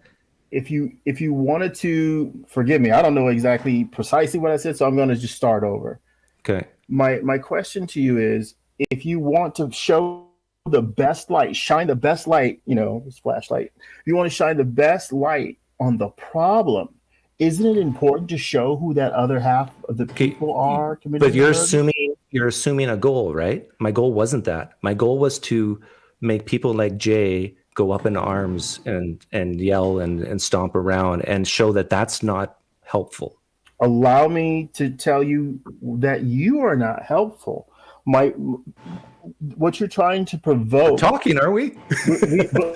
but I would have been happy to have this conversation with you without anybody being offended. I think we can have this whole conversation about the same topic without anyone being offended. The issue wasn't the topic, though, my one black friend. The issue really wasn't the topic. The issue was I just found something that I knew would trigger people and then see how they react. But and then, didn't you already know? Now, what if... No, well, but I wanted other people to see it with their own eyes as well. And if you notice that just today or yesterday, actually, I put out 2 videos to trigger the right. Here's what you need to understand. Number one, I'm going to put out a couple of videos to trigger the right, and now I'm fair. I'm not going to pass. Let's just shut that down right there. Also, why is that not fair? Because it just isn't. That's not how this works. Well, so I want to hang on. Let me address this real quick. Here's why. The same reason your first video sucked. The one that Tuck said was brilliant. Yeah, I disagree. Don't think it was brilliant. Here's why. When people said that they didn't feel Trump was elected legitimately and they didn't feel like, he should have been president, what they were doing, and this, either that or you're really dumb, is that they were critiquing the fact of the Electoral College, which is a long-standing critique that people make all the time. Well, except for mundane. Except for the Harris one. What do you mean except for the Harris one? The Harris clip in there was about the Russian thing. That's why she said he was illegitimate. Okay. Anyway, that conversation is around the fact that he was not elected based on the popular vote. And regardless of people's feelings of that, nevertheless, they accepted Trump's presidency. Everything went along, right? Now, on the flip side, right? So in other words, there's a valid critique, number one. And number two, they went along civilly anyway. Now, on the flip side, right now, I agree. Hang on. Now, on the flip side, we have a case where people are making the accusation that the election was stolen, but it wasn't. In neither, not in that same context. It is not in neither regard. It wasn't. Matter of fact, and we know that. And then I agree. Hang on. Okay. And then number two, those people did not go along with the peaceful transfer of charge. There literally was an insurrection. So I agree. Okay. Cool. So then here's what you don't seem to understand. There's a chance at which you then making a video that equates those things is irresponsible because you already know that you're implying something that isn't true. But this is where I disagree, because you're now assuming that I'm equating. Again, this is something that I'm not. This is where I'm doing you the privilege of sharing my opinion with you. And I already know you don't agree. So let's just table that, because I pretty much wouldn't be here if I thought there was any chance that you were going to agree with me. What I'm trying to get you to understand is why your lack of agreement is irrelevant. Well, no, did you hear just previously I agreed with you like 3 times? Yeah. And then on this one thing I disagreed. So there are things that I agree with you and disagree with you both, right? But the thing is, you're only agreeing with me on the facts, which you're not understanding. Yes, those are the most important things to agree on. No, see, that's again where we're disagreeing. Because what you're doing is inhumane and you're not understanding that. So here's the thing. I could stab you in the neck right now and you'd start bleeding, correct? Now, if I did that, and I said, hey, I just wanted to do that to prove that when I stab somebody, they will bleed, and then that bleeding will cause them to have a medical emergency. Now, I would never do that. Most people would never do that. But what you do is you do this thing where you say, I'm going to say hurtful things to people with the expressed intent of hurting them. Yes. And then you somehow act like they're the problem when they are in fact hurt by your hurtful behavior just because you wouldn't find that particular behavior hurtful. Hang on, I'm not even done with the claim yet. And then on top of that, you throw marginalized people under the bus when you do it. So you don't just do it to anybody. You do it to our most vulnerable people. And now you can talk. I would say it's best to not make a point too long. Deal with your... he can handle it. He's a big boy. But you have people listening that aren't you, and they aren't PineCreek. So please, if you're going to make a point, keep it on the shorter side so he can respond. And then, I think that's you're an asshole because of the facts that you bring up, not because the facts aren't true. Whoa. There it is. I made it concise in case they can follow along. He can speak for himself. You ask him a question. I don't even know if he remembers it all. But if he does, that's why. I just gave you the concise version. You're an asshole because of the facts you bring up, not because the facts aren't true. How much more? I'm simply stating my case. I know you don't like the language, but that's how I feel. I'm not representing my one black friend. My personal opinion is if you need a concise version of what I have to say, let me make it very concise for you. You're an asshole because of the facts you choose to bring up, not that they're not factual. I'm making it concise. I'm trying to make everybody happy. I'll just shut up from now on. I just won't talk.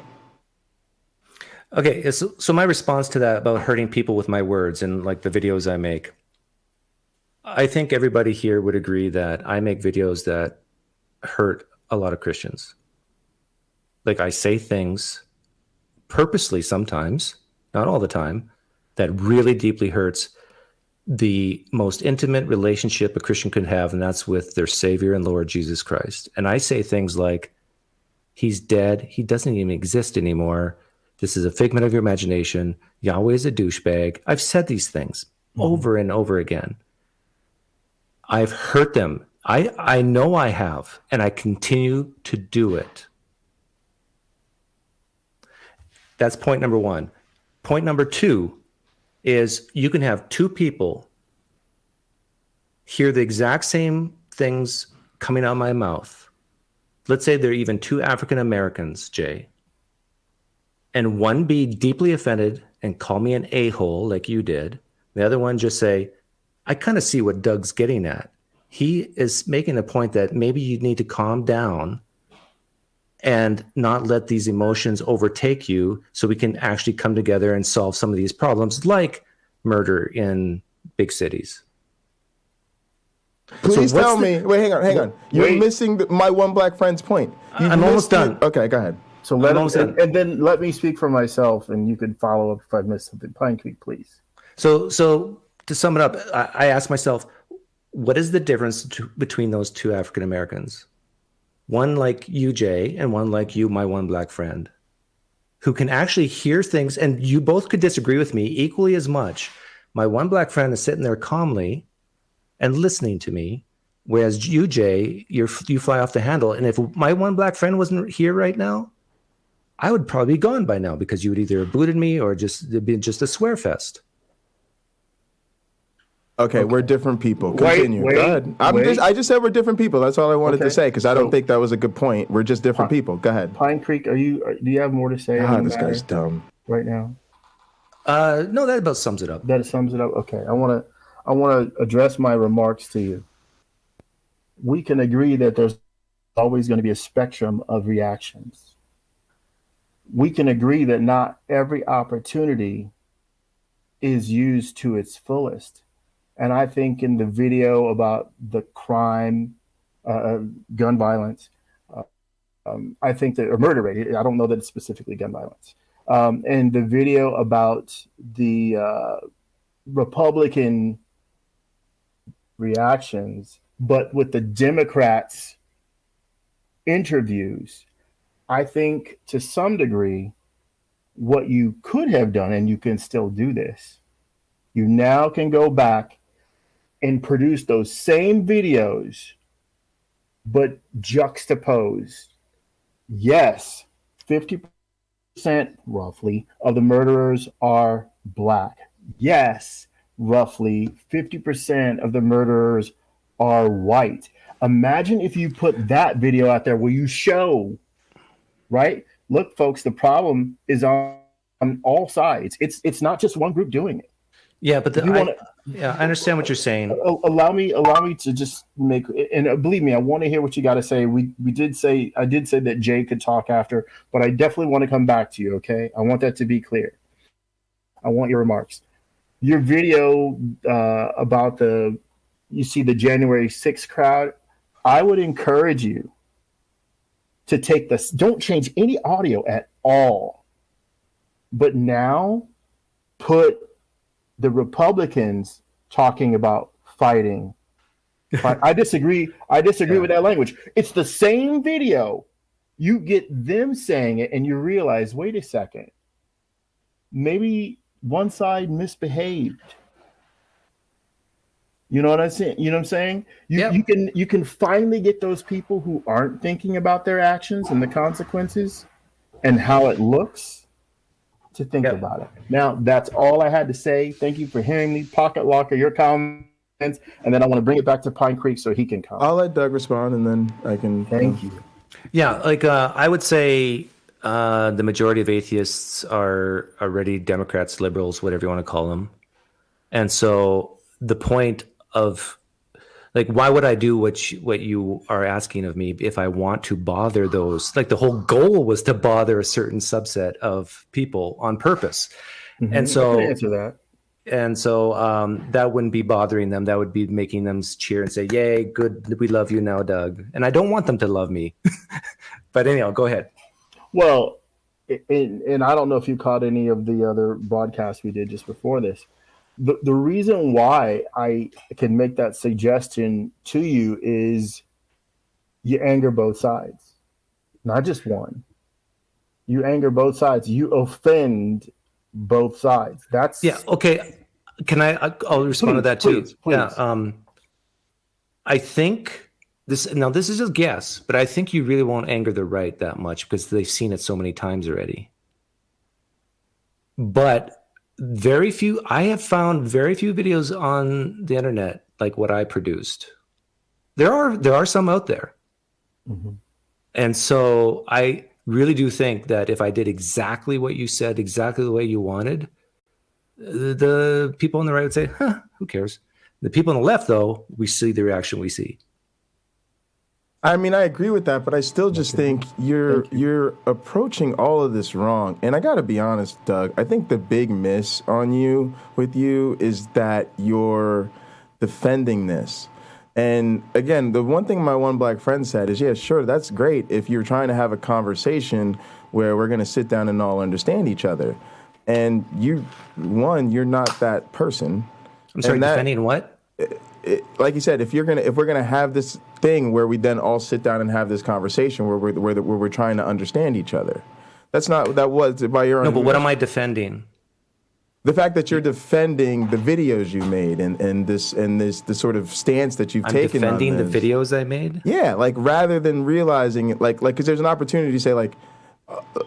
Hey, I missed the boat here, or maybe I shouldn't have done this, right? But instead, because you do know, Jay, I'm sorry to interrupt, but you do know I do not think the election was stolen. You know that, right? That I do not think that. I completely think that, but I understand that. But Doug, that's not the issue. So there's nothing to defend. No, I mean, I guess what I'm saying is, when somebody does something in poor taste, fine. If you want to give them an opportunity to talk through it, fine. But if all they're going to continue to do is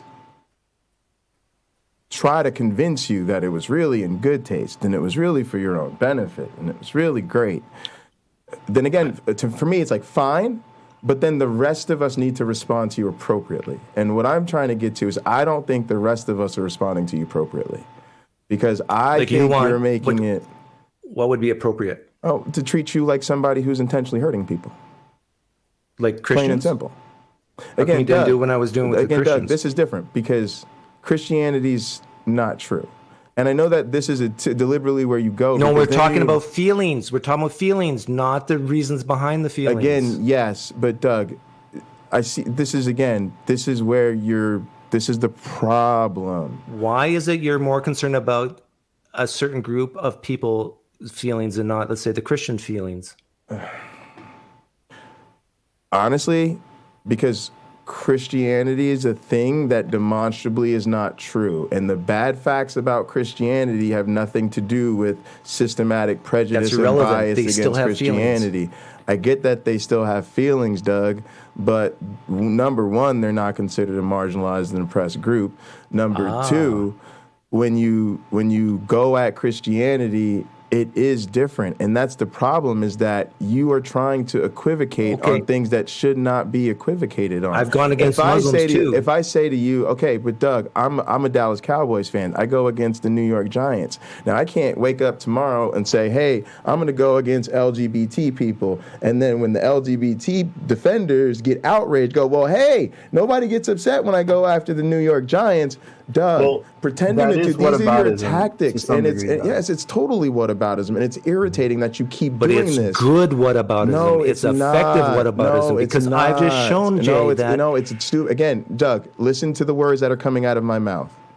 It is like me taking a pointed object and poking you in your side with it, and then when you go, don't do that. Me going, aha, look how smart I am because I've demonstrated that if I poke at you in a way that is deliberately harmful, you will in fact demonstrate the harm reaction. Sure, Doug, you can do that, but it just makes you a jerk who goes around hurting people in ways that are obvious. So you're not teaching anybody anything because it's obvious that when you say hurtful things to people deliberately honestly, my problem isn't with you. Really, the whole episode is my one black friend. We're trying to get him caught up to the drama, so hopefully he can see what the rest of us see, which is that this thing Doug's been doing and hinting at, and we've seen this pattern with him going into the alt-right playbook, is actually who he is. Can I respond? He does this because he thinks it's fun. He wants to trigger us. He wants to upset us, and he'll say it in his own words. Go ahead, Doug.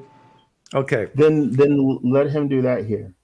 Yeah. So when I get your point, I'm hurting people. It's like poking them on the side. But then when I ask, well, I do the same thing with Christians, and you say, well, that's not true. But it doesn't matter if it's true or not. These are real feelings from real people who believe it's true. And then you ask, but they're not a, how did you phrase it? My argument wasn't the feelings, Doug. And you keep misrepresenting it. Yes. Okay. Let's say your argument's something else, but you were talking about poking people, prodding people. Well, now we're wasting our time because you're responding to something that is not the subject, Okay, which is hold on. Because here's what he's seriously doing. If you know, here's what he's really doing. I brought up something. He brought up a distraction. I tried to correct it and get him back on course. And now he's going to say, okay, well, let's say that you're not saying that, but let me respond to the distraction anyway. Okay, Total apologetics. But go ahead, Doug. Go. He started grab to at use it. your poking Go in the ahead, side baby. example. Yeah, I'm just, and you blocked him.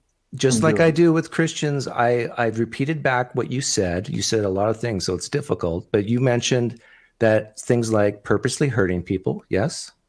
You mentioned poking people, yes. Why are you doing this, Doug? Right? Things, this type of rhetoric, right, Jay? Correct. Did you? Yes. Correct. You just admitted that this is the things you've said to me that I think you have a problem with. You're basically saying I shouldn't do those things. Is that correct, Jay? Walk into the trap. Just go ahead and walk right in. Why did I say that, though? Because it hurts people. Who? Many people. Wrong. Doug, what are my issues with saying things to hurt these people, Doug?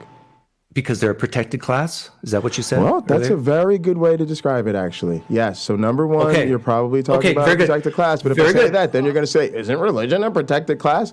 And Doug, this is just racist nonsense. If somebody can't have a conversation with you about racism without you bringing up, no, seriously, this is a very, This is the race card, Jay. That's what you're it is the race doing. card. And let me tell you something about the race card. I'm going to tell you something very serious about life. This is a clue to surviving in America if you give a shit, which I already know you don't. But let me clue you in, and for anybody else in the audience that might be listening. When conversations of race come up and people try to gently tell you you're missing something, if you're white and those are people of color, shut the fuck up and listen to them. Because here's what you don't realize. Regardless of your experience, your facts, whatever you can look up on the internet and do your own research on, you have no clue what it's like to live as a person of color. And if you don't get that, then fine, but I'm just telling you, the clue you need to take as a default is if you are not X, shut the up when X tries to tell you what their issues and concerns are. So what I am trying to tell you is when that happens, Doug, you cannot be the white guy who goes through life saying, oh, anytime something of race comes up, what I get to do is say, oh, well, y'all don't mind when I hurt other people's feelings about other things, because that is the very type of behavior that marginalizes our experience in the first place. Somebody's always making some excuse about why it's okay to throw us under the bus. And if you want to respond to my objections, clearly, Doug, I've repeated this, not just today, but on your channel and on Nitty's. The issue is you picked a weaponized time to throw people like me under the bus for no other reason than to further hurt us during a critical time when we needed your help. Go ahead, my one black friend. PineCreek. Yeah. The last, say, 20 seconds of what he just said. Yeah. Were you intentionally trying to do what he just said? Were you looking to hurt a group of marginalized people? No. If you look at the second video I made, it was about Democrats. I was trying to hurt Democrats. Okay. PineCreek, you made it about skin color. Do not lie on my show. Don't lie on my show. Pocket Locker, please. He went out of his way to make it about skin color. No, Jay, listen to me. Listen to me. In that video, race is never brought up. Race was brought up when I started talking to Doug Dean. You're right. Race was brought up there. But the reason it was brought up there because I was trying to point it to Democrats. Okay. Because most African Americans vote for Democrats in those Democratic cities. And that was where you fucked up. So go ahead, my one black friend. Why is that bad? Did you realize that when your video is seen, most people don't have the understanding that it wouldn't be about Black people? Did you realize that or no? You said Democrats. You're trying to, but a lot of Black people are Democrats. Yes. Was it white Democrats? Were you trying to outrage white Democrats? No, the video, watch the video. There's only two things in the video. Have you seen it? Yes, counties and murder rates. Yeah, right? Counties, murder. Sorry, I guess three things. Cities, counties. And who they voted for. That was it. Can I answer his question? He did ask me a question. Can I answer? He asked me what was wrong with it. Can I answer his question? Yeah. What's wrong with? But okay, I'm going to try to be clear. What is wrong with what? Remind them what was wrong. What we're talking about is you're saying what is wrong if I brought up skin color. I only did it because I wanted to talk about Democrats, and I only want to talk about Democrats because I want to talk about how the Democratic cities are in, or sorry. The cities with the highest murder rates are in Democratic counties. Is that correct? That's what you said, right? I only brought up skin color to make this point about the highest murder cities are in Democratic counties, correct? All right, cool. So here's the issue.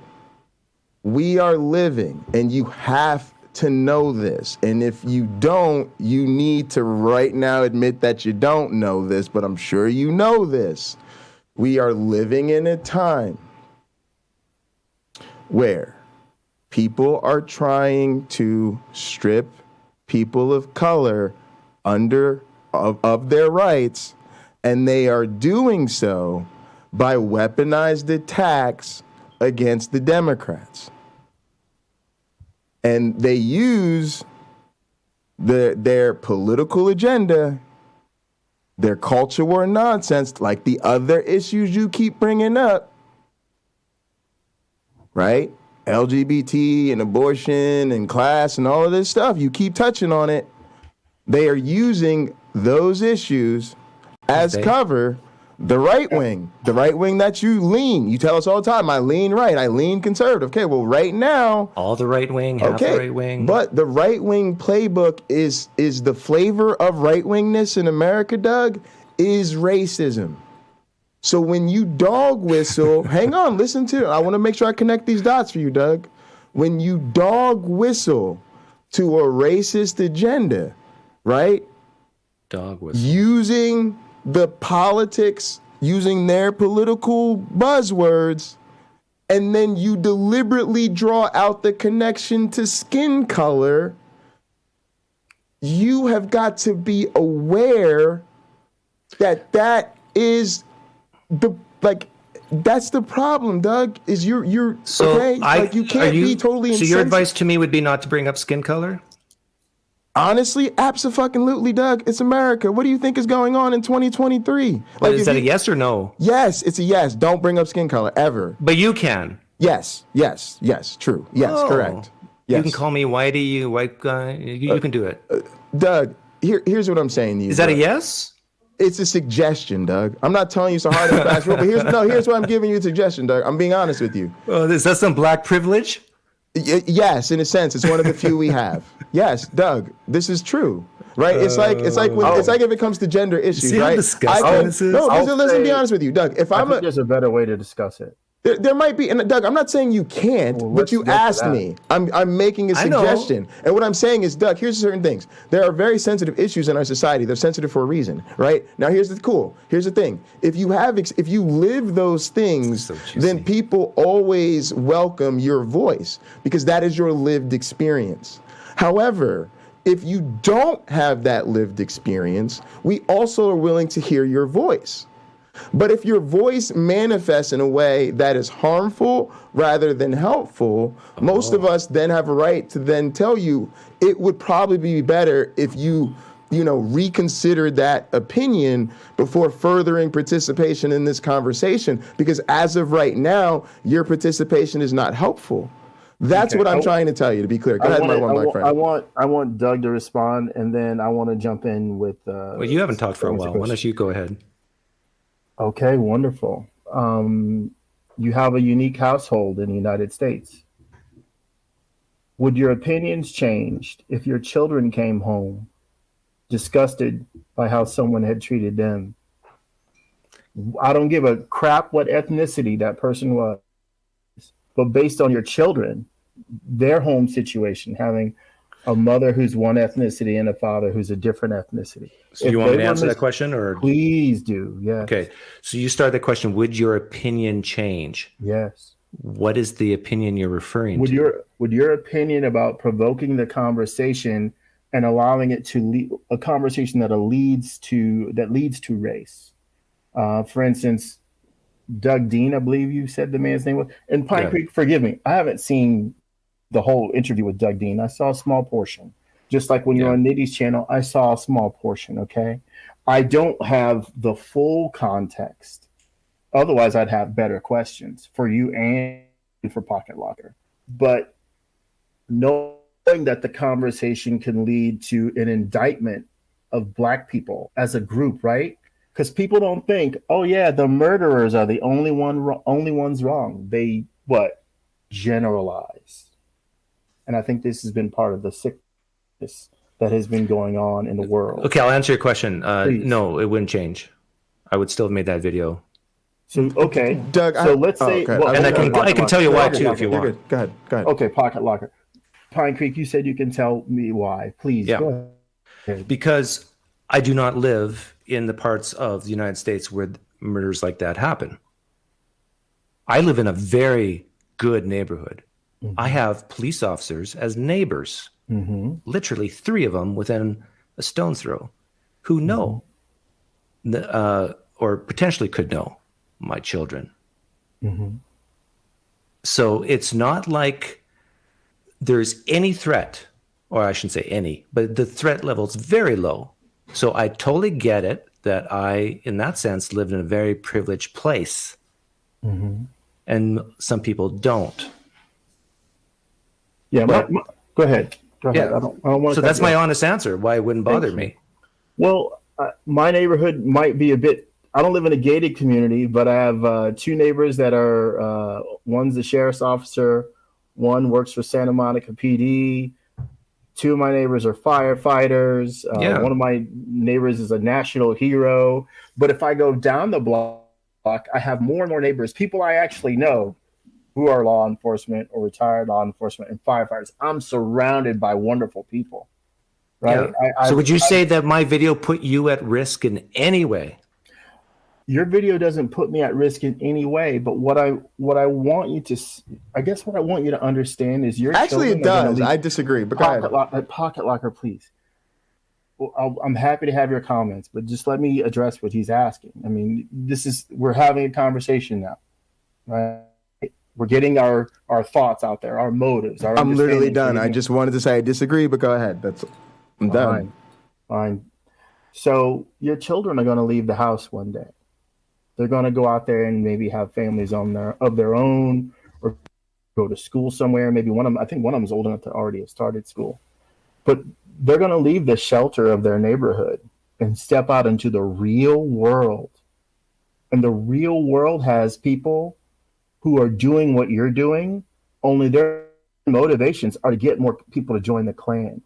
Their motivations are to get more people to join other hate groups. And I don't care whether those groups have Black people, white people, Latinos, or Asians in them, or whatever else is out there for ethnicities. They may not be so kind. They may be trying to turn people against your children and you and your wife. How do you address them? How do I address them, meaning my wife and kids? No. Well, actually, that's a good question, too. So how do you address the hate groups that will hate on your children and you? Okay, yeah, I'll answer both. Which one do you want first? Please. It's up to you. Okay, the hate groups, I would invite them on my channel and talk with them. Something I think Jay would really struggle to do. Again, do I get to say I do it all the time? But go ahead. All the time, Doug. Okay, I could be wrong. And then with my wife and kids, thanks. My wife, speaking of which, my wife just handed me some water. like we've lived in the United States for 20 some years. Mm-hmm. And to be honest, we've experienced as an interracial couple almost no racism. We live in Arizona. We've done a lot of traveling. The places that we've experienced the most racism, I would say, is Kentucky. And it was at a hog roast. But it basically was stares, and that's it. So now I'm just giving you my lived experience, as Jay would say. Which is valuable. Well, not that much, but it's valuable to me. But in the real world, it's not that valuable. But it is valuable, Doug, because within your lived experience, we know what you haven't seen. And maybe what you haven't seen influences you to do, right. I guess allows you there's a piece of their knowledge, pieces of knowledge that you don't have because maybe. No, I have it. Not a lived experience of it, though.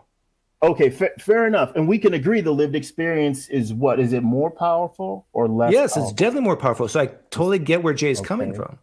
But although I'm not so sure Jay's experienced the lived experience part of that either. I'll let Jay speak like directly. Because I know when you came on my channel, Jay, I asked you a little bit about your backstory, and I remember just a little bit of it. But Doug, were you just okay? Let me. This is where you say you have the knowledge, but you speak as though you don't. There's no such thing as a black person in America who hasn't experienced racism. So get whatever notions of, but there are rich people, black people, famous black people who have wonderful lives. There's no such thing as black people who haven't experienced racism. Yeah, yes, I mean no such thing. So don't ever in your life, this is what I mean about certain faux pas. This is not funny. This is what I mean about certain things you got to get through your thick skull.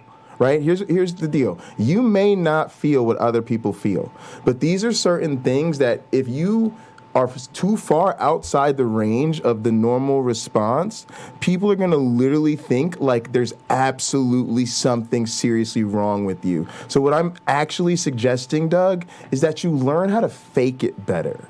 You've just got to learn seriously with these things. Like you just can't. Yeah.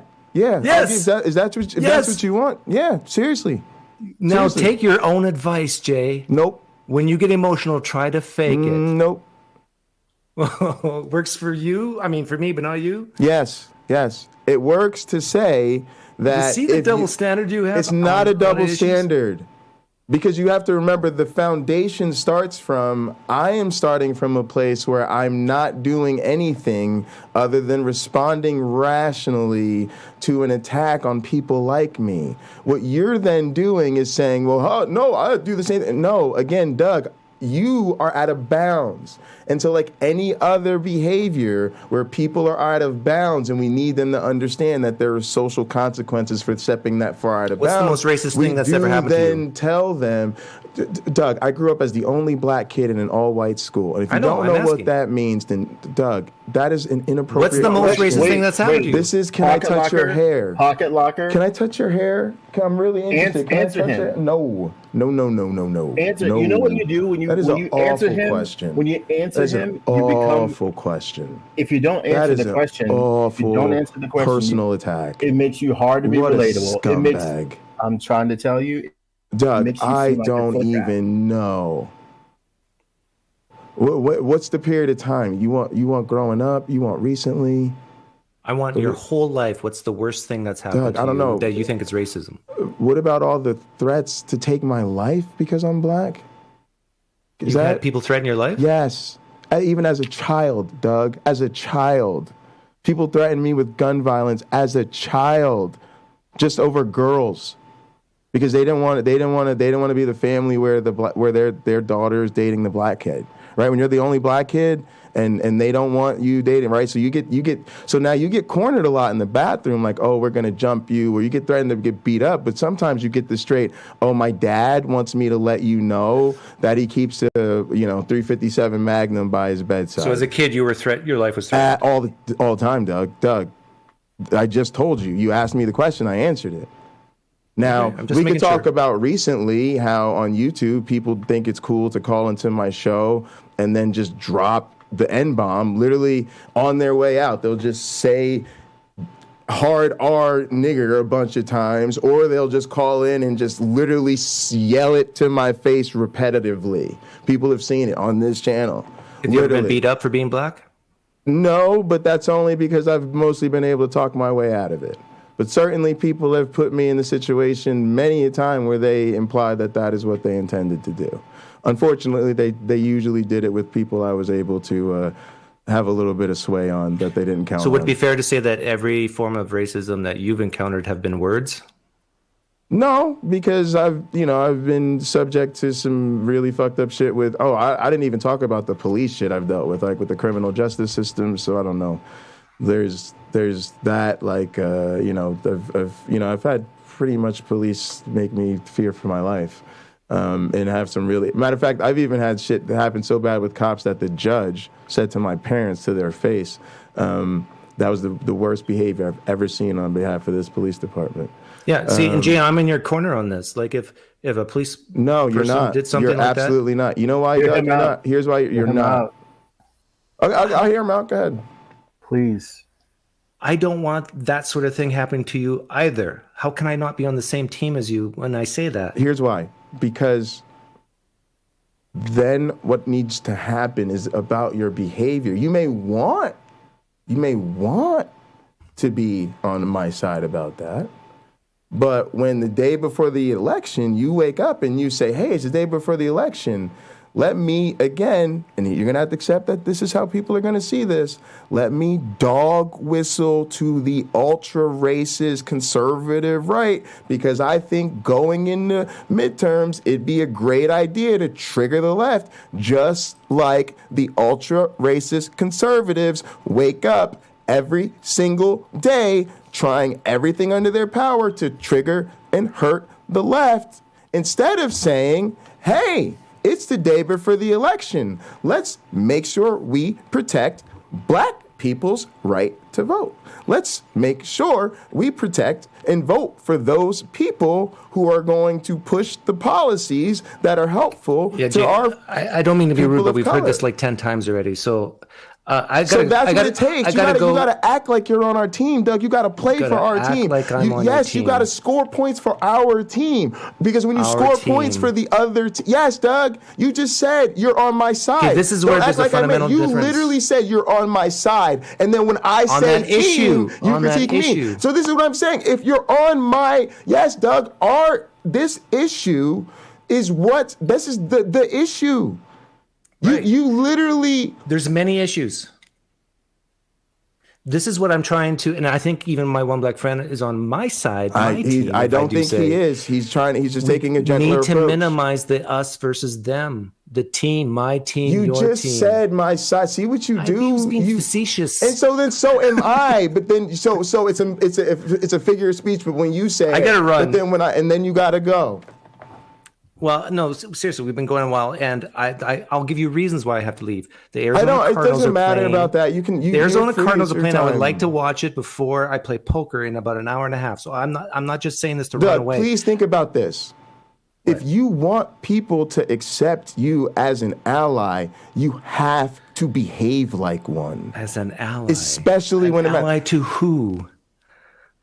Doug. To be very specific. Let me be very specific. If you said you do not want me to experience threats of violence due to the color of my skin, then you need to behave in a way that shows your commitment to creating a world where people like me under threat of violence are not under threat of violence. Can you make me a list of behaviors I should do and follow? Yes, here's what you do.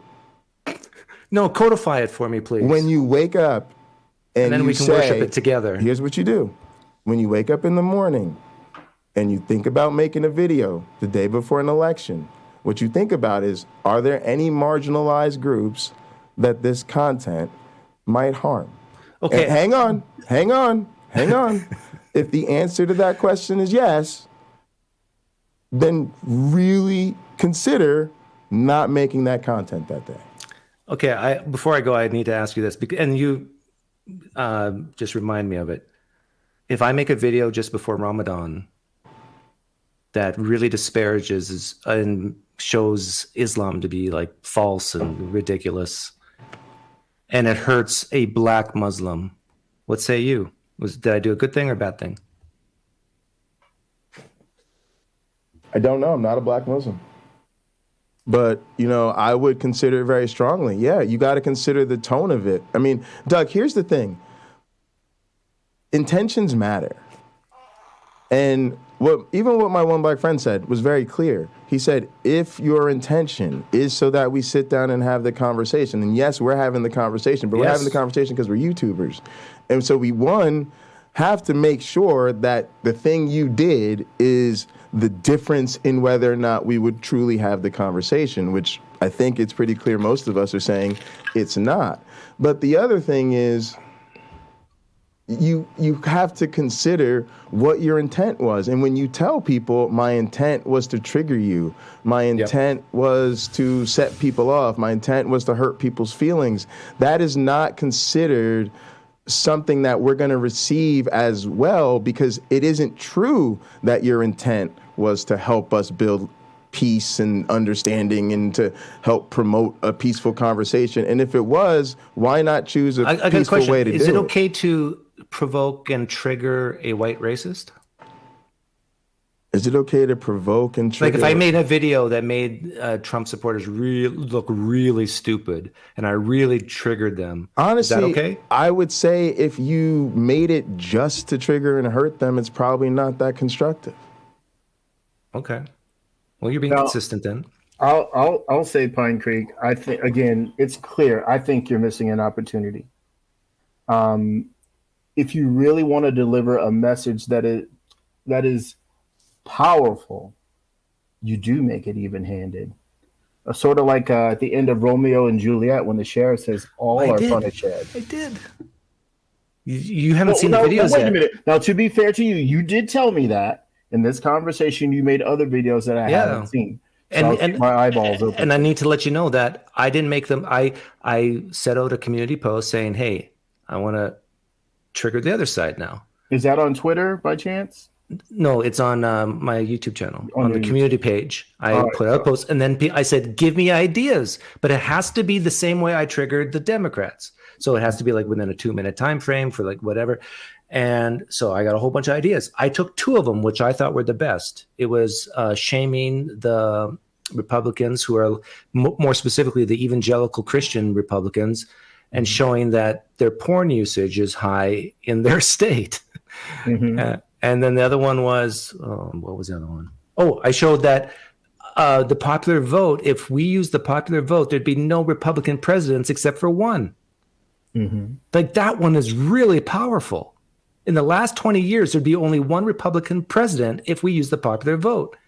Like that has to send shivers up a lot of people on the right side. Like what's going on here? We're not consistently getting votes. Well, so I've done my part, in my opinion. You'd hope that's not how this works. You'd hope that all the groups, whatever group they're in, look at their ideology. But a gay or trans person, it's about their biology, not their ideology. That's why they get persecuted, because their biology. Right, but remember, my whole thing started with Democrats. I was trying to trigger the left, so I was being equal, now triggering the right. Right. Okay. Doug, here's the thing. I would hope you can take this seriously. As a critical thinker, sometimes it might be the case that being critical of both sides is not the critical position, in fact. Maybe, right? I would say like on very specialized or specific things, you're right. But in the United States, it's a horrible political system where you basically only have 2 parties, right? And so it would be much better if the United States was more like Canada or other countries where you had like 6, 7, 8 really competing parties. But we don't have that. So in the United States, it's kind of stupid, but that's just the way it is. We got left and we got right. And basically there's no distinction in between. Like I I don't know, Jay, do you make a distinction between someone who's like you on the left versus like, I don't know, a more conservative? Like there's conservative Democrats. Do you make that distinction? Are they on your team? Sorry, can you repeat the last part? You said, is a conservative Democrat on your team? I often say no, not really. Sometimes I think they're worse, right? Because I often make the point that if you look at, say, primaries, right, which are so critical in the states as to who we actually have the opportunity to elect, right? You can't say that it's the Republicans or the Trumptons or whatever that are the reasons that we don't have the opportunity to elect more liberal candidate. That actually, by definition, so it's really is the conservative Democrats, right, who are, in my opinion, just as big of, or if not even a bigger roadblock to, because I actually think what would happen is if they did that, they would find that most people vote for those policies. So for instance, if they actually let, like, say, a Bernie or somebody like that actually be the Democratic nominee, I think they would actually find that middle that they can't on their own. So what about a progressive Republican? What about I know I'm with it. I'm with it. I sent Liz Cheney money. Okay, so the issue really isn't Democrat or Republican for you. It's more the liberal conservative thing. No. Well, in some sense, I think it plays that out. And that's only because, to be honest, I don't care about the political spectrum. It just so happens that in this country, I had to be honest about the fact that so many of the way I feel makes it such that I have to, in effect, vote Democrat because I'm basically in a forced choice situation where they're just more up my alley on most of the important issues, but I do so begrudgingly, right? So I agree with you about the spectrum being a huge difference, but I want to make sure before you go, I do say thank you for coming on. I actually do appreciate it, Doug. No problem. So I'm not scared. Yeah. And you guys are both welcome to come on my channel too in the future. Like, no hard feelings about anything. Yeah. Doug, it actually, I think, I hope you understand, Doug. I feel very passionate about this, and because it is that I identify with different groups than you do, and I feel like you've recognized that. So thanks. I actually appreciate that. Yep. Now I'm gonna go watch some football. All right, take care. Enjoy the game. Thank you, and good luck with poker. All right. Thanks. I want to thank PineCreek for coming on. Of course, that was fun. So it's been an interesting episode. And for our audience, thank you for staying with us. Thank you. Yeah. Pocket Locker. I'm gonna go try to watch Wakanda Forever. Yeah, we're gonna get ready to watch some football over here ourselves. So enjoy, and I'm glad you got a chance to talk to him. Hey, we had a hot program. Literally. I wish I'd had the presence of mind to say, you're hot. You're hot. Hot program. I wish. What an opportunity. And for those listening, that's how Hot Program got its name, from a show called Like It Is, when this guy, I don't know the man's name, he's interviewing Rabbi Seltzer and Joseph Vinyekinen, and they're arguing. He says, you're hot, hot program. And I said, that's got to be the name of something. And if James Apperson ever sees this, I want to encourage him. He said something that I think would make a great book title in case he ever writes one. He used the expression elements of reality. Think about it, James. All right, that's all I have to say other than and each other. Well, as always, be good to yourselves. And each other. All right, thanks, my one black friend. Appreciate you coming on. No problem. All right, gang. I'm trying to think. So it's almost 7. I should go ahead and we'll wrap up so that I can get ready for the game and whatnot in here.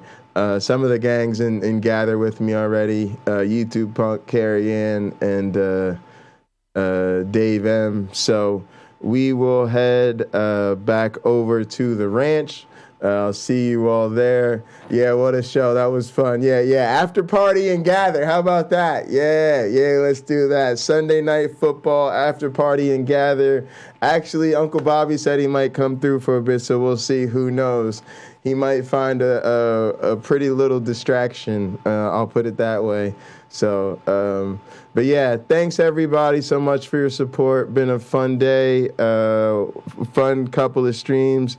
Want to thank Uncle Bobby, of course, and my one black friend. Want to thank Doug for calling in. Want to thank the crew for linking up with me and gather. Of course, want to thank my man James Apperson.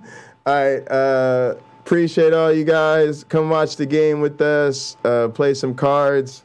All right, in the name of the Darwin, the Dawkins, and the Christopher Hitchens. This makes sense, man. Science bless you all. Poof. Yeah, that was the wrong scene. Wrong scene. Ready for takeoff? Whoa.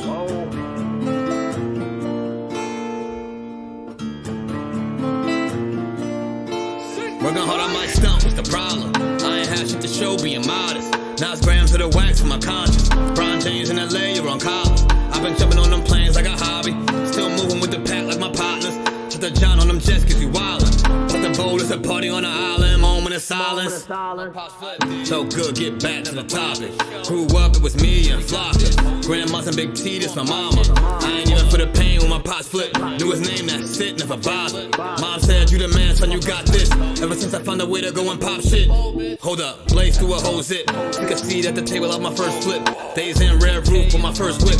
Spent the money with the gang, never post pics. Seen a change in the game, had to coach it. Never let them take my wangs in the mold, bitch. Ever made in a month, nigga. Used to serve him at the minute, just the front, nigga. Goddamn. Had to grow up quick, I made my own rules. Had my first child, got it jumping with music. Can't really hang with nobody who losing. I thought by now that you would go and get it, but I could hardly see niggas this distant. Know you get cropped if you not in the picture.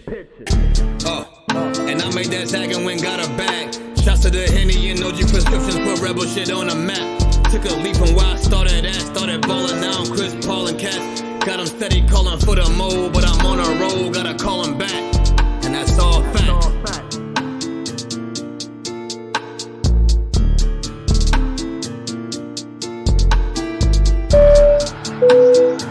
Ladies and gentlemen, welcome aboard. All carry-on items should now be stowed securely, either in an overhead bin or under the seat in front of you. All aisles, exits, and bulkhead areas should now be clear. All electronic devices should now be turned off and stowed, as they may interfere with the aircraft's navigational and communication systems. Once airborne, we'll let you know when you may use approved electronic devices, but note that some items may not be used at any time during the flight. You'll find a list of approved devices in the in-flight information section. Ready for takeoff? Whoa.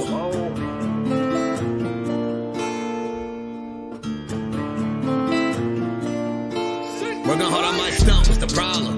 I ain't had shit to show, being modest. Now it's grams of the wax for my conscience. Bron James in LA, you're on college. I've been jumping on them planes like a hobby.